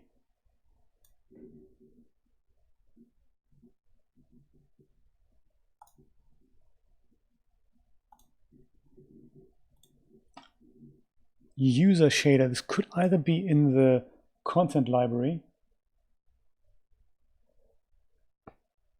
There's no light in here, Joe. We want this to be brightened up. We want to direct the light. We want to be God. And then we're going to go to the end of nothingness. That's the plan.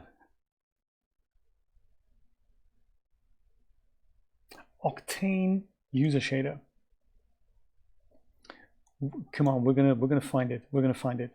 Environment, render set material. Nothing selected. Aha. Okay. Why not? Haven't we selected this?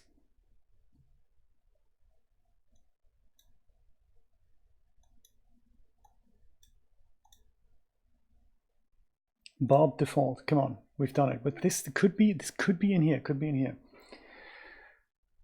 User shader. Instead of glossy material,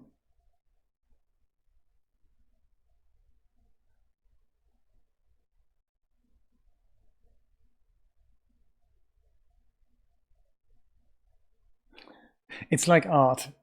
Any kind of art process, it's never finished.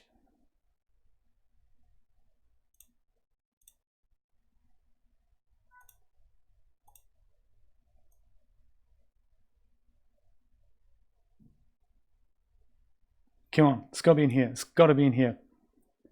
Diffuse specular BRDF model, roughness, anisotropy. What is, I don't even know how to pronounce it. Rotation, film, sheen, index of refraction, opacity, bump, normal, displacement, smooth, round edges. Node graph editor, glossy material, Octane nodes list.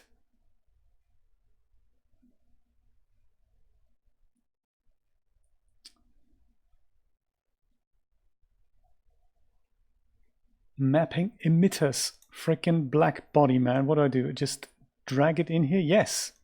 Yes, I do. Emission out.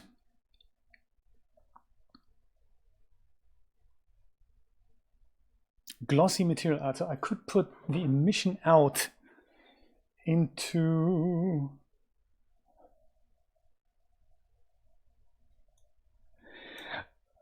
Joe, at this point, you know just as much as we do, which makes it so exciting.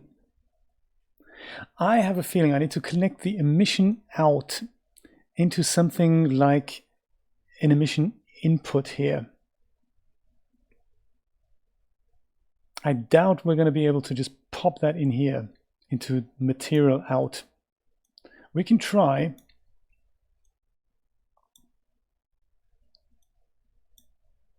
But I tried that in the Blender thing, and it also didn't work. How do we disconnect something here?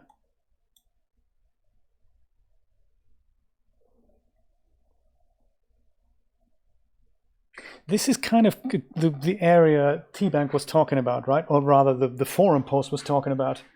This is kind of there, isn't it? Emission out black body. I mean, this is good. This is, you know, what else can we have here? Texture emission. This has got to be equivalent to the nodes we found in Blender.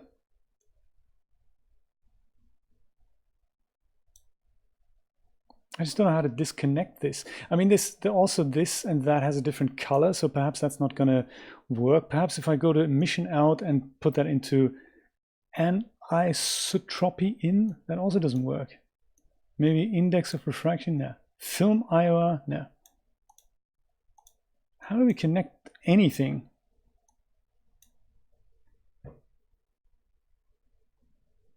Also glossy material. Shall we just switch this over to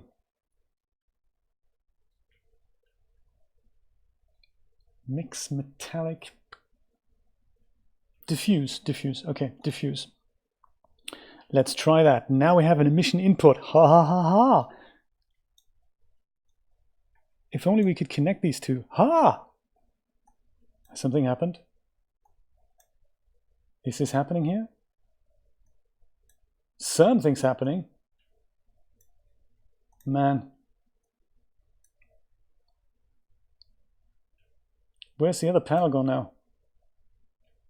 This is definitely a light with stuff. It's reflecting and everything.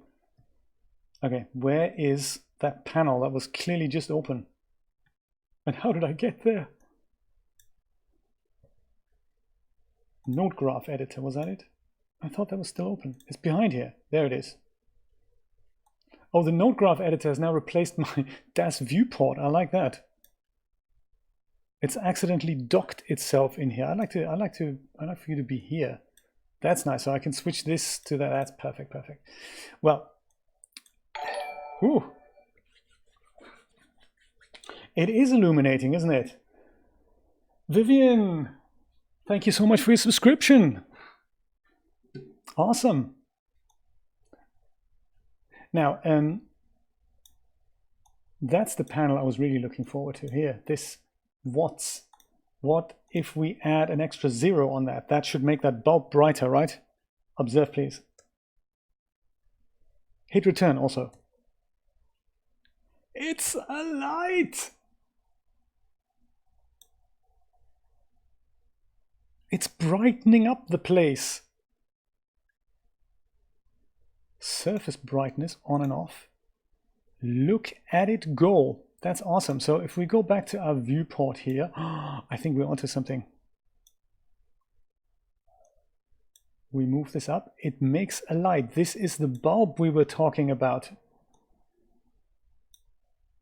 Let there be light.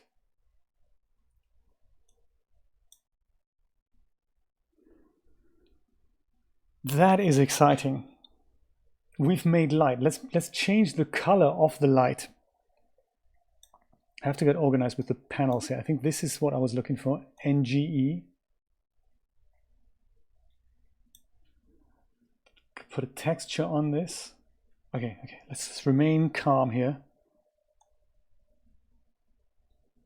Or should I be able to just pick a different color with this? Like, you know, make it slightly redder here or something like that. Yes, I think that works.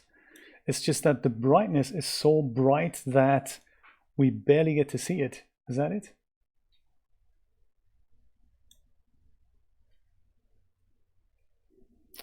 Or not, because the light color, I like the color picker. Look at that, you can twist it around. That's nice. Thank you, Otoy. Also, that's the diffuse color. That is not the color of the actual emission, is it?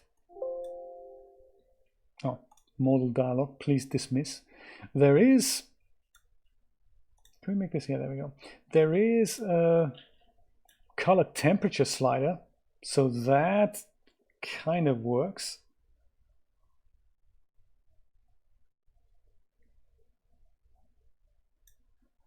Let there be octane light, yes.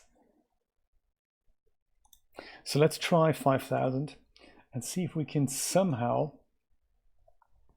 find a way to somehow, that's the brightness, so that definitely does work. It does worketh now. Yeah, goes quite bright too.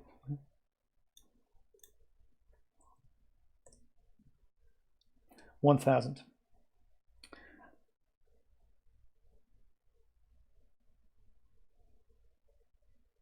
But I can't find an actual,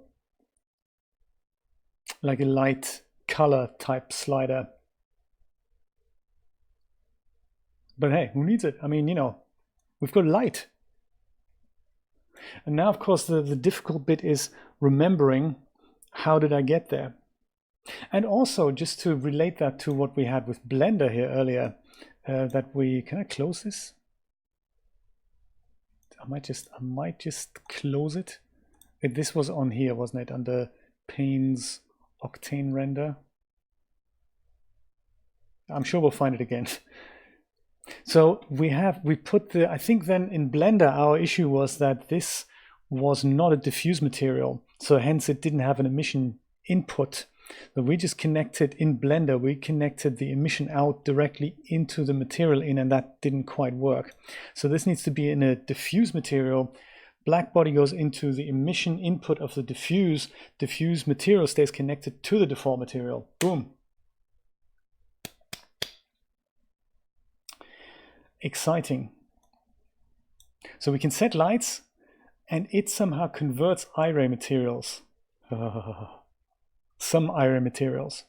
In Blender, we've already found DAZ skin materials. This could be exciting. This could be very exciting.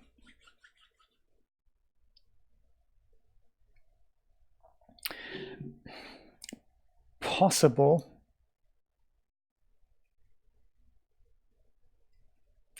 or I mean, I did try adjusting on the actual diffuse node.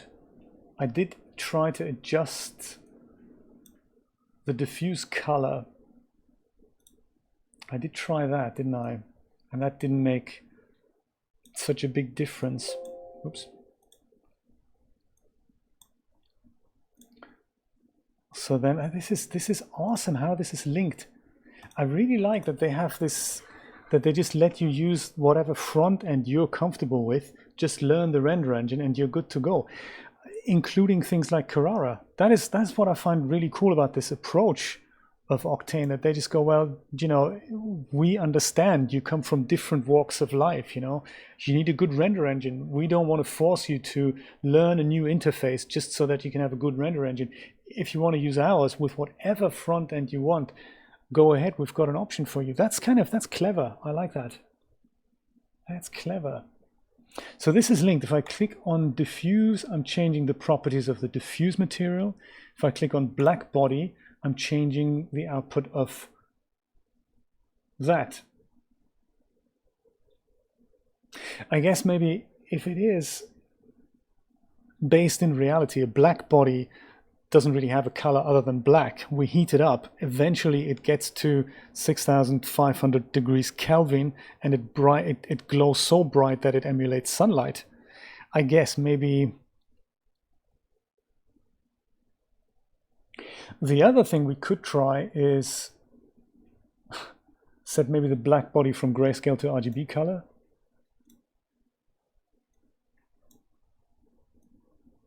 Pick a color like that, boom!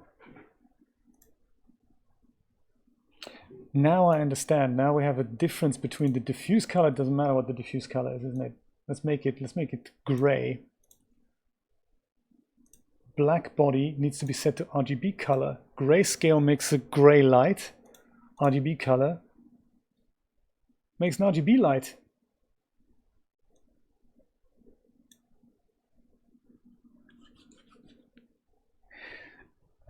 It's Figure Out Thursday. That's so cool. Well,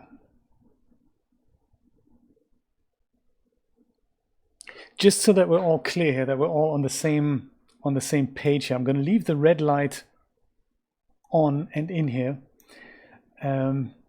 Let's go back to this viewport. Let's create another object and just see if we can recreate the steps that led us here, so that we did stuff today. Let's just repeat the stuff so that we remember what it was, because I'm so glad we have it on tape. I mean, that's, there's a recording of this. We can watch it back.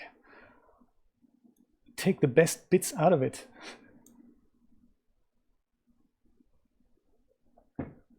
Let's create a strip light maybe. We haven't had a strip light yet. Make a new primitive and make a kind of a cylinder. That's cool. I like it. Let's put that kind of, rotate that like so-ish. Maybe an even 90. It's going to be our annoying neon light somewhere.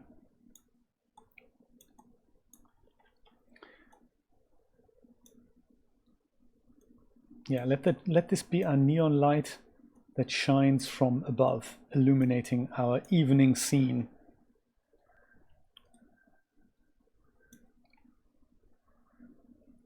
Cylinder.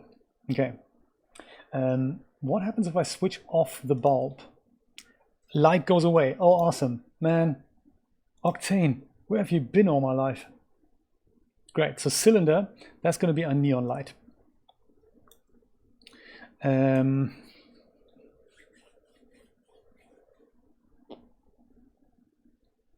I would imagine, Rod. Yes, I don't see why not. I think, yeah. In Blender, I'd say you'd have to prefix this with a texture node and then just connect the texture output to the diffuse input. Maybe Octane works differently. Let's see if it works. So this, scale it up a bit. Rather than going into these surface settings here, we need to go into the other ones, don't we? The ones in which, was that panel that I closed now? It was, wasn't it? Shouldn't have closed that panel, you know.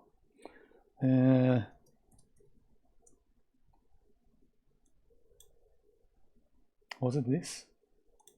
Parameters, no. Was it this? No. Was it this? No.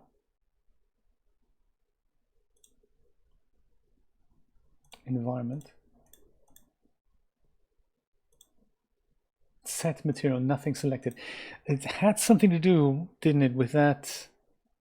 There was a button, wasn't there? And it said, oh, I docked it here. I docked it here. See, this is where we docked it. It's called NGE.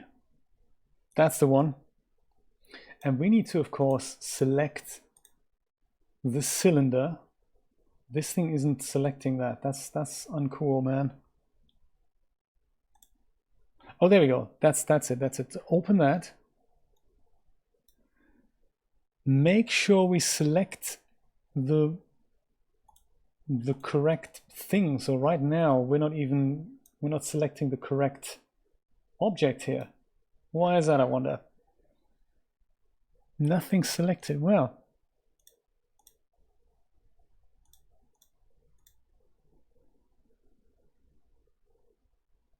how do we do that again? Come on.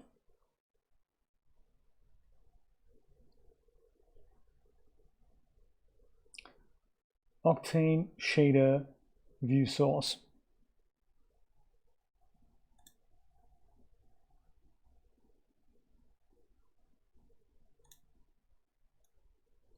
Octane render, that was not it. We had that weirdo window. How do I select the material? I do it that way or that way. Do you remember how I did that? So this is the window behind here that I docked. I remember that. That's cool. But how do we select the material? Under set material, we don't have anything.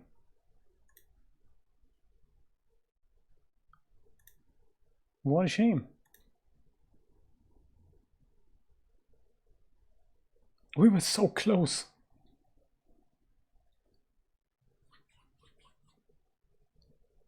Do you remember what I did there? Click this. I thought it was in the Octane window, yeah. Set material. It looks like it's telling me that nothing is selected, but it says that no matter which object I select. That's the Octane viewport, you're quite right. The Octane window is this one here, isn't it? NGE.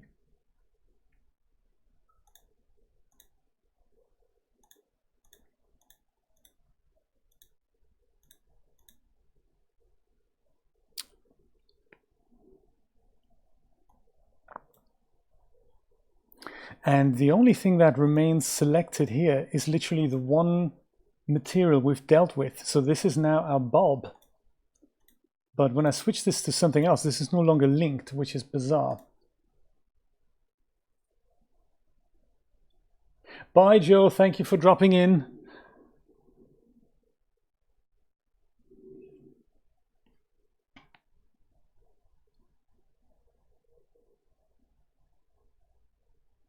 Which one's at the top, do you mean, Brian?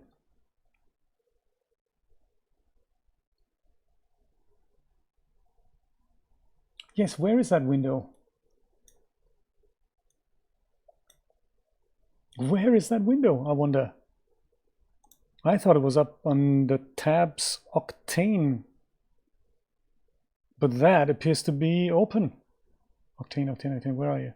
I like that this is not alphabetical. Or is it? It is actually. Oh, it is. Oh, this one. Yes. I knew there was a third window. That's the window. Indeed, indeed, indeed. Right. Brian, you're the man. Okay, so we're selecting the object. In here, we're selecting the material. And this is now a glossy material. And it's not being linked here, which is a shame. So let's go and put that, make that a diffuse material. Why isn't this window linking now?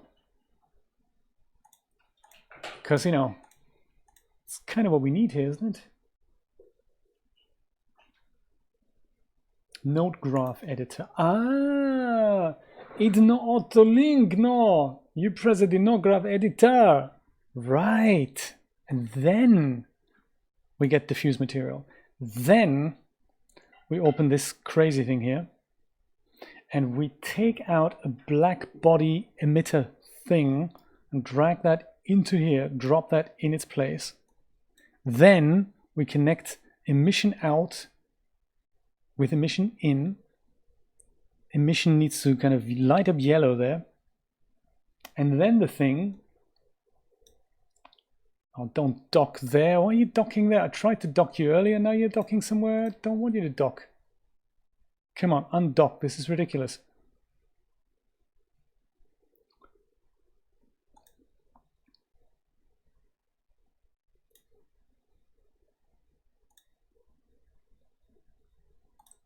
There. Don't dock. Make undockable. Disable plugin. Oh. Make pane undockable. There we go. Perfect. Don't dock.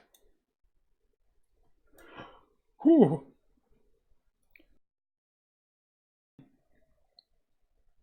No, let's try that now. Let's try that now. Let's do it again, because this is literally how we learn this. Let's go and delete the whole cylinder. Ah, nice. And let's try and do this one more time with a plane, and then we're going to put a picture on the plane. Let's do that. Let's do that. Create new primitive. This time we're going to make a plane. Y positive 1 meter is all good. Switch into this viewport here. I'll call this one test light version 3, because that's where we are already, version 3. Maybe I'll just have that coming from above here, like so. And just so that we know if this works or not, there was this window that I closed. Let's open that. Test light v3 default. Use the node graph editor. That then links this, which is awesome. Glossy material, we're going to change that to a diffuse material. So we get that emission input here. Now we're going to hover over that, grab the black body thing, connect emission out into emission in.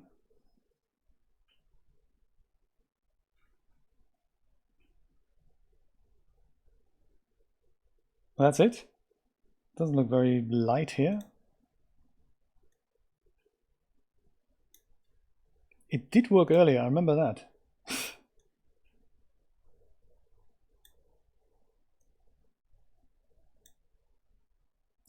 Diffuse material. Diffuse material. Oh, yes, yes, yes. Okay, so that, do that, crank it up. Oh, it doesn't work anymore.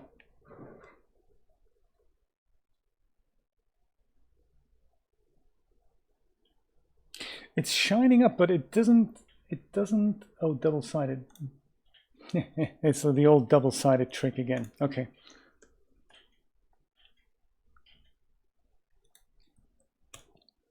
The texture, we'll do that in a moment, Brian. It's just, I wanted to make sure my brain kind of, remembers this. Because this is what happens. You go, hey, I found out, great, let me try this tomorrow, and pff, nothing works anymore. And we've forgotten how anything is supposed to work. So if I, just from my own understanding here, if I take double-sided off again, and I'll go turn this thing around in the viewport. Then it lights up like crazy. Good, good, good, good, good. Okay, nice.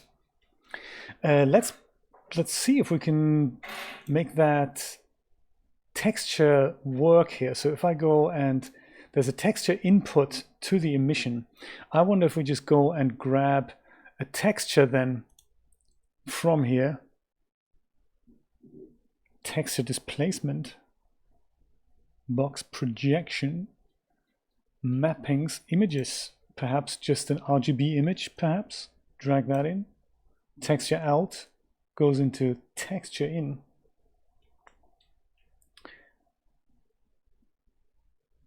Next question, how do we put an actual image into here? What about the power of these little bits and bobs here? Of course. Is there anything in here? Browse disk. Let's browse the disk. Logos. Let's use this perhaps. Let's use this. This is nice and colorful. Some logo ideas I was playing with. If we do that, that certainly does this. The brightness might be just a little bit too much now. Oh, there we go. On the RGB thing, I can now set this. That's interesting.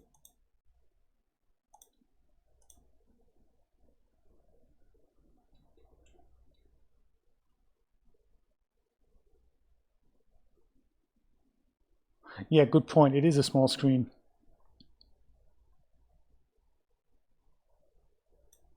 So, but that's what you mean, and that's what you mean in principle, right? You mean put a texture into the emission, right? Rather than put the texture directly into the diffuse material, because I would imagine that also works. That goes straight into here. That's essentially what we did on the disconnect that. Can we disconnect that? How do you disconnect something? Not like this. Oh, there, like that. How did I do that now?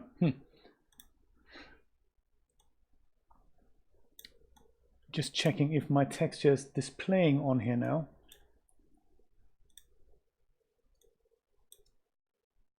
It looks like it is not.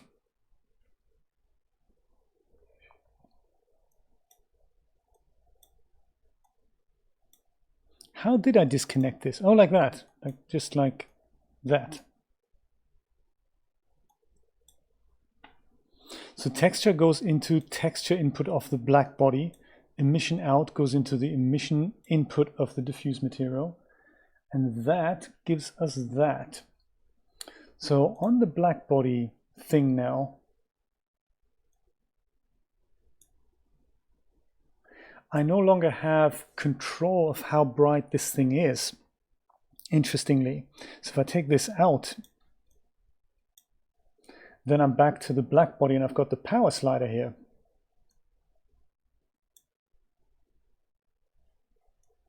Which is no longer working.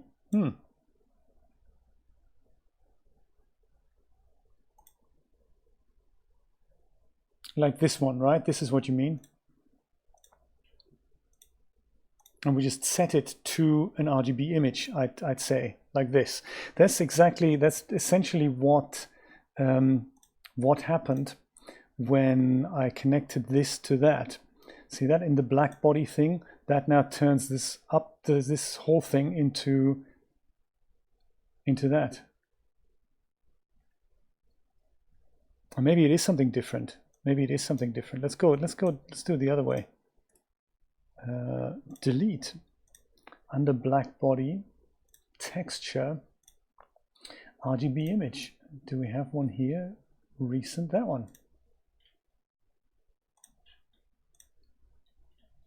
Right. I can see it. Yes, actually, that's a better way of doing it. I can see the light effect. Let's see if we can make that. Let me put that over here somehow. Let's see if I can turn the The bright, there we go, that's the brightness thing. That's exactly what I didn't have earlier when I put a texture into the black body. So this is a better way of doing it. Good point, look at that, that's my image.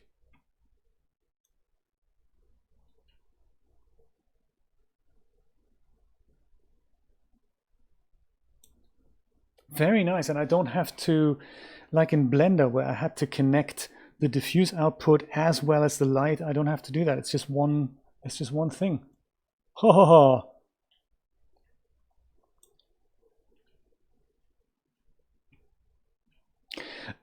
Notice the depth of field thing here. This is out of focus. I don't know. I think I may have clicked something that I shouldn't have, but it does do depth of field, and in that at that speed as well. That's awesome actually. Let me see if I go and move this around. Yeah, look, it retains that depth of fieldness. Or does it? No, it doesn't. When does it get the depth of fieldness that we clearly saw a moment ago? Hey, food for thought. We need to play around with this. I want to try something before we finish this off because this is super interesting. I'd love to go back to Blender and just see if we can, what we've learned here, if we can apply the same thinking to the Blender Octane Edition. Because I bet this is the only thing that was missing there is the fact that we didn't use a diffuse texture to make that, to create that light. Shall we do that? Let's do it. I can't wait to render animations with this, Brian. This is going to be awesome. If it's that fast. Actually, one thing before we leave. How do I get a picture out of this to render this thing now? Because it's not file or kind of file render, right? That's not how we do that. How do we render? Is it final? Activate, deactivate final rendering mode. Start final rendering. And where do I set the dimensions? Are they still governed by the render settings? 817, it could be. Let's try setting this to something else, like full HD. Will that change these dimensions?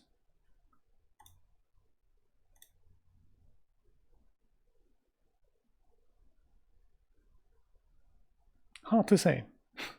Hard to say.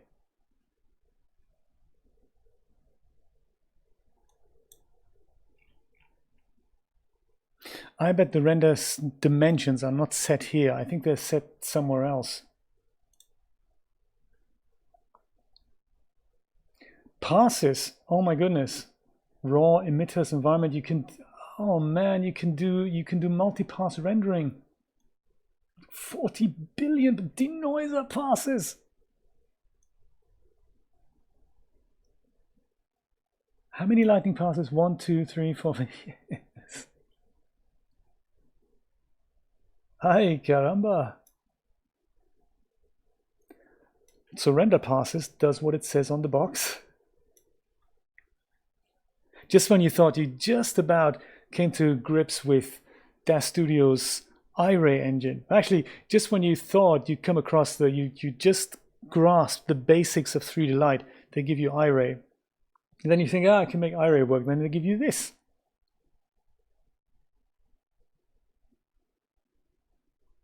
Come on, that's the only thing I'd like to know. How do we set the image dimensions here?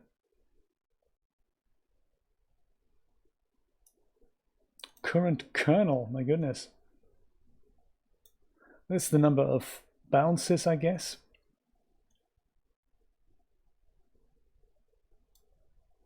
Oh, could that be on the hidden window again? Preferences, render settings. How about in render settings? So, oh yeah, and then maybe we'll take end final rendering. Yes. Okay, good stuff.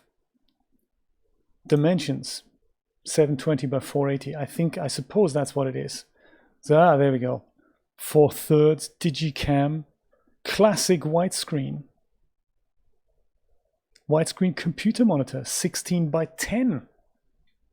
Ooh. Golden ratio, let's try that.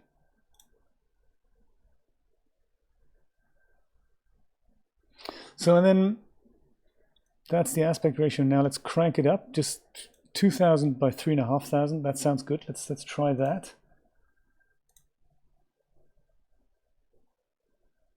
Just to get an impression of how fast this thing actually renders as well.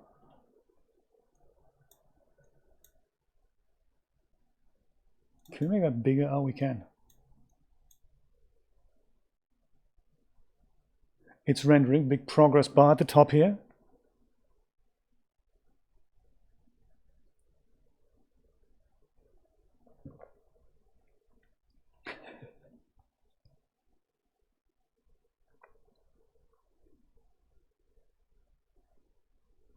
I also don't know if this is auto-selecting my GPU now or not.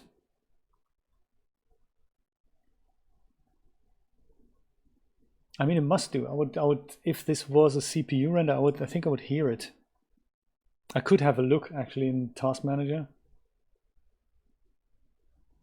Looks like it's done, so it doesn't really. I mean, we don't have a great scene, but it did take 43 seconds for 2000 by 3000, 500 bounces. And final rendering. Thank you. I'm sure there's a way to save it somehow. Edit Octane render materials in the NGE. Okay, that was like the 3 scary windows. Surfaces, Octane render materials. Select scene objects and filter materials. Oh, okay. Many options to play with. My goodness. I'm going to close this down.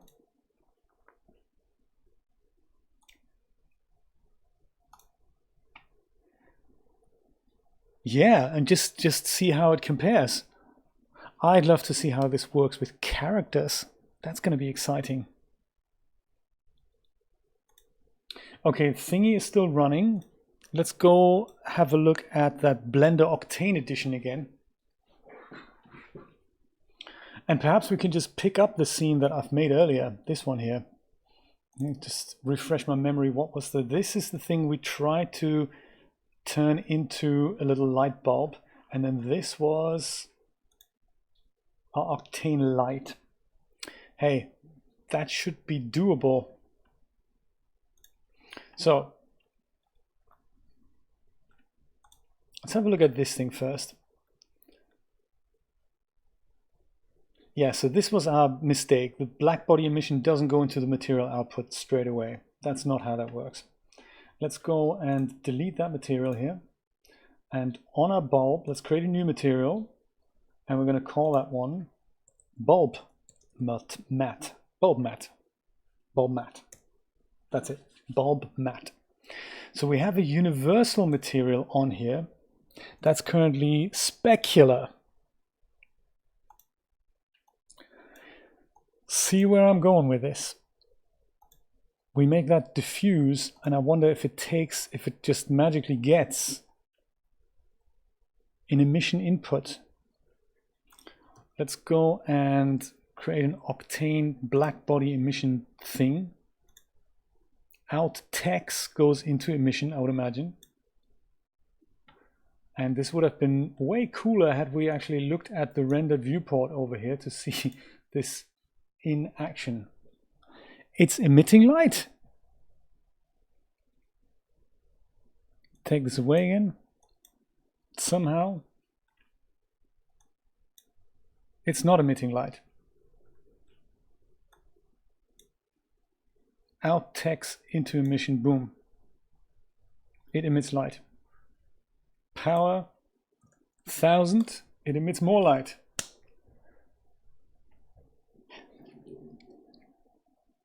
We did more stuff. We did so much stuff. Oops. Keyboard shortcuts between DAZ and Blender.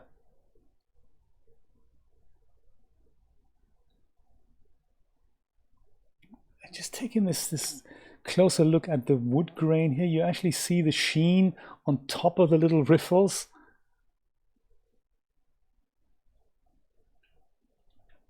Oops. So our bulb, let's make that 100 watts again. Or let's make, in fact, let's make that like 500 watts. And this is such a long node, it's difficult to scroll this.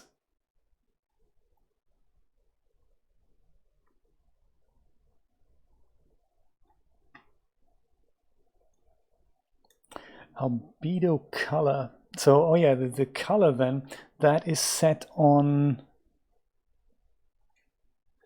where did we set the color again? Now that we know how to do it, it's really easy, isn't it?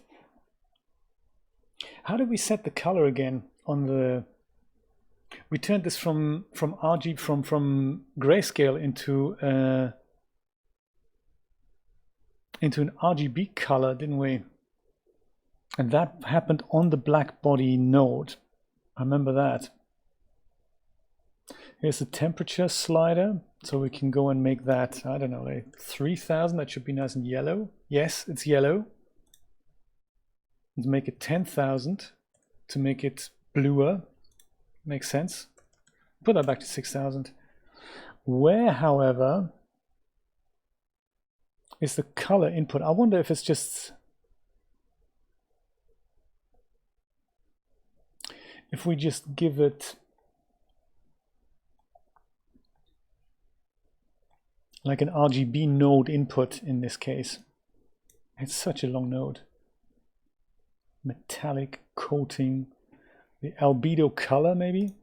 Is that something we can perhaps change? Does that make the light temperature, like light color change? I don't think so. I think this is what we had before. This is just the diffuse color of the object.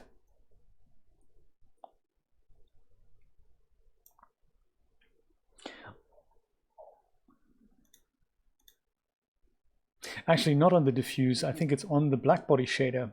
I wonder if we just go give it an octane value, maybe?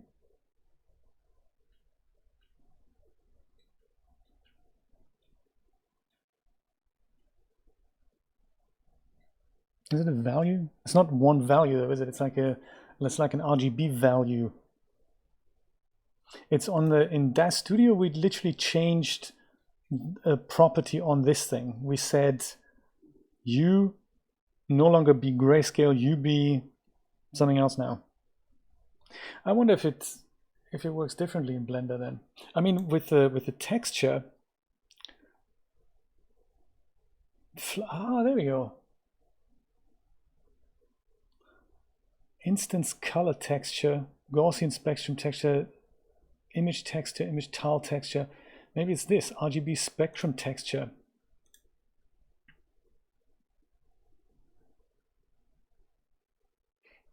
The color, I guess we just turn to something like, I don't know, maybe, hello? Oh, there we go, yeah, like a red maybe. Now, what do we put this in? Out text goes into what? Surface brightness? No. Goes into, no. Goes into, no. Goes into, gotta go into something, man. Goes into texture maybe? Ah! Yes, RGB value now goes into that. Super tiny picture, I know, sorry about that. But this is essentially the same as what we had in DAZ Studio, isn't it? Change the color value and use that as a texture input into the black body thing.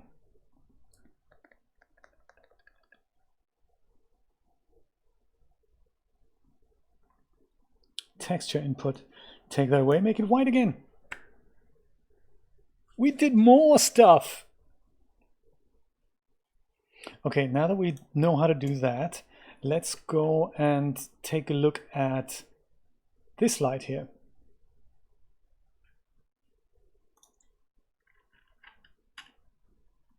Hey, I swear the colon on the numpad worked earlier to bring this into focus. So it doesn't work anymore.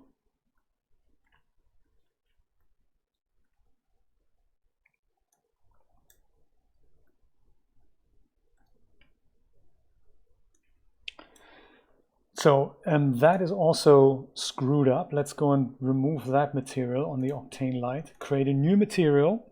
We're getting there, we're getting there. Trick was switch from on the universal material from specular to diffuse. Just to satisfy my curiosity here. Specular does not have, also has an emission input. Interesting. Let's try connecting that. Black body emission, out text goes into emission in. Works. Didn't we try that earlier?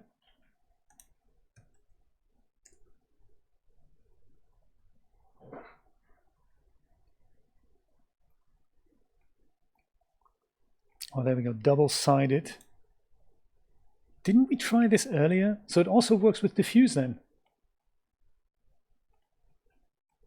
Let's not use double-sided. In fact, let's turn the object around then, like a little RZ, like that, and then go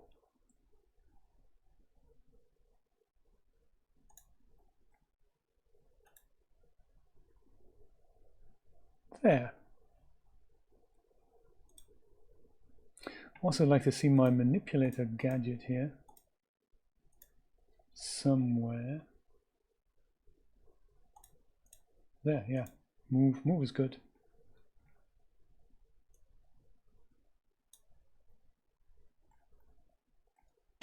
So that now also works interestingly.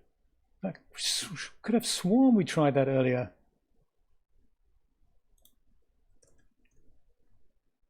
Well, actually, let's leave it on 1000. Let's see what happens when we make that larger.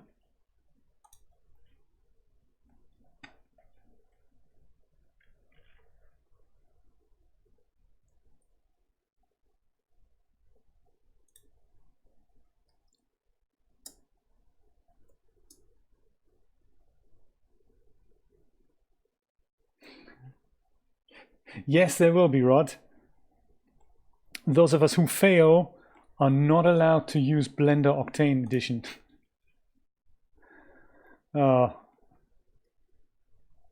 There, nicely done. Our first Blender Octane picture.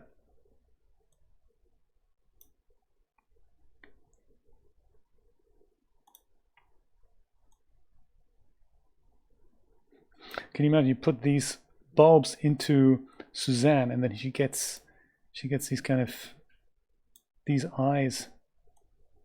I'll put it in here. Trying to put it closer to the ground, but I can't actually see where the ground is now. There we go.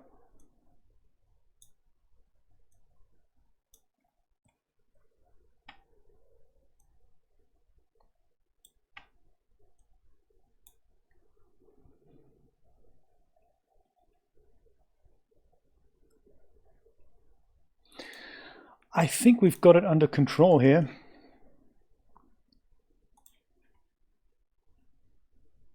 Oh yes, so then if we were to render this, I guess, we use the regular, no we don't, do we? Do we? Use the regular Blender bits and bobs? Because the render settings themselves, they are, where are they? It's a slightly frightening pain here, I must say. Usually I would just say render image. Viewport shading is active. Only one active render task is supported at the same time. Please turn off viewport shading and try again. All right. So that tells me that will in fact do that. Ooh. This is 1920 by 1080 now.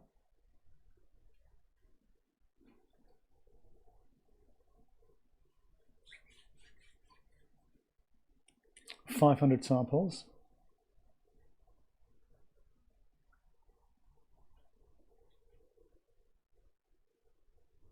I gotta say, I'm most impressed by this texture here. The skin texture, I'm not entirely sure about, but the scaling might be off there. I literally just put that on Suzanne. This looks really interesting, but the wood, That is that's seriously freaky. Let me zoom into this and we'll make a large render of that.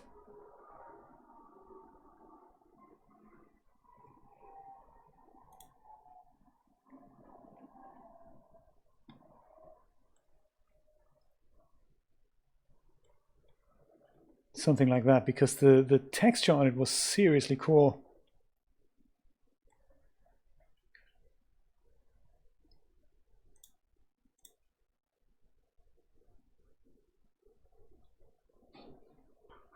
Do you see what I mean? It's unbelievable. The detail is extremely cool.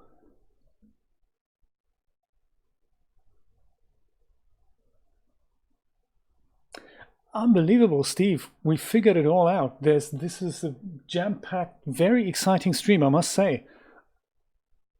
I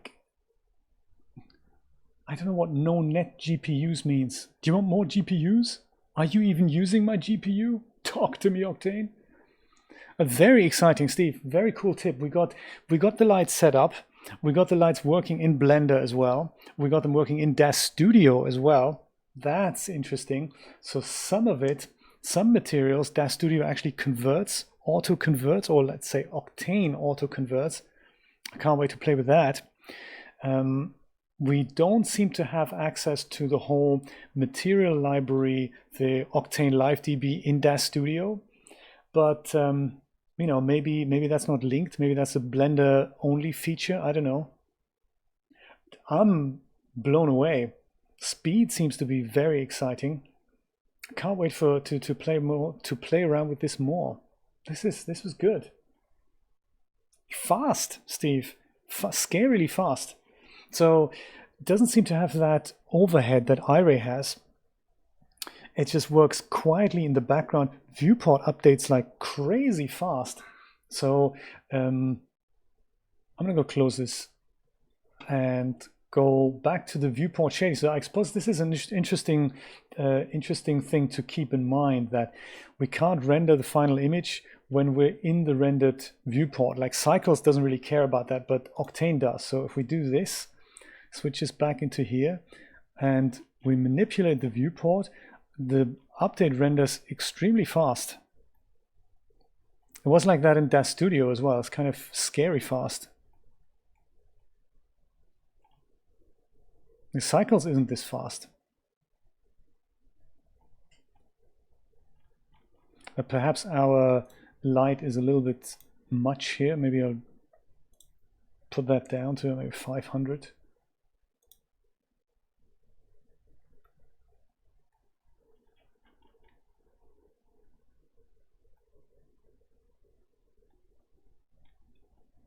Let's play more with these shaders. I mean, there's so much to explore here.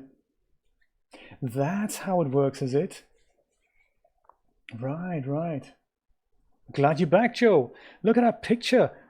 I'll totally show you what the most impressive thing is, I guess, is this texture here that we borrowed from the material library. Let me make a big render of this, and don't judge the skin shader so harshly. So I have to switch this off. I have to go back into viewport shading, and then I'll go and just render the image as it was a regular Blender render.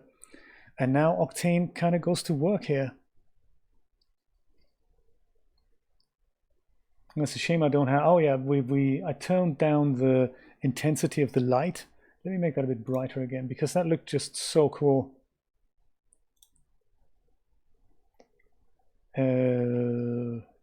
That one, there we go. Maybe make it, whoops, surface brightness, that's unticked here. Let me make that 800 maybe. 800, and is it F12? I always forget. No, yes, it is. Let's go here, and then it's F12 there. Very, very cool.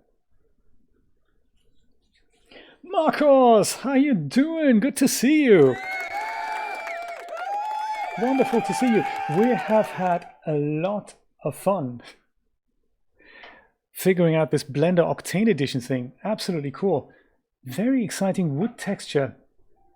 So super cool. We're just about to wrap up, but you know, thank you so much for dropping by, Marcos. good news, actually, well, good news and bad news. I've had some issues with my internet connection, and currently I can't reliably stream to anywhere other than Twitch. So I've decided I'm going to go and stay on Twitch for the live streams, and then I'll go and upload these streams to my relevant channel. So 3D Shenanigans channel, my main channel, and the game streams go on the game channel. But yes, if you want to catch any of the live sessions, drop by on Twitch from now on. I think that's the gist. That's the kind of, that's the message. Super huge fun we've had with Octane, both in Blender and DAZ Studio. I think I'm going to play more with that. Perhaps we can try out some characters tomorrow, see what characters look like with the Octane material on there. See if we can convert some stuff. Guys, I'm so super chuffed that we did this. Thank you for joining me on Twitch. Very exciting future ahead there, hopefully. Let's do this more often. My friends, have a wonderful night. I will see you tomorrow, same time, same place, 5 p.m. Eastern Standard Time, or thereabouts, if I can make it on time. Wonderful to hang out with you. If you have any questions, drop them on Discord or in the relevant comment sections on YouTube. Or I don't know if Twitch has a comment section. But yeah, absolutely. I'll see you tomorrow, 5 p.m. Take care. Bye-bye.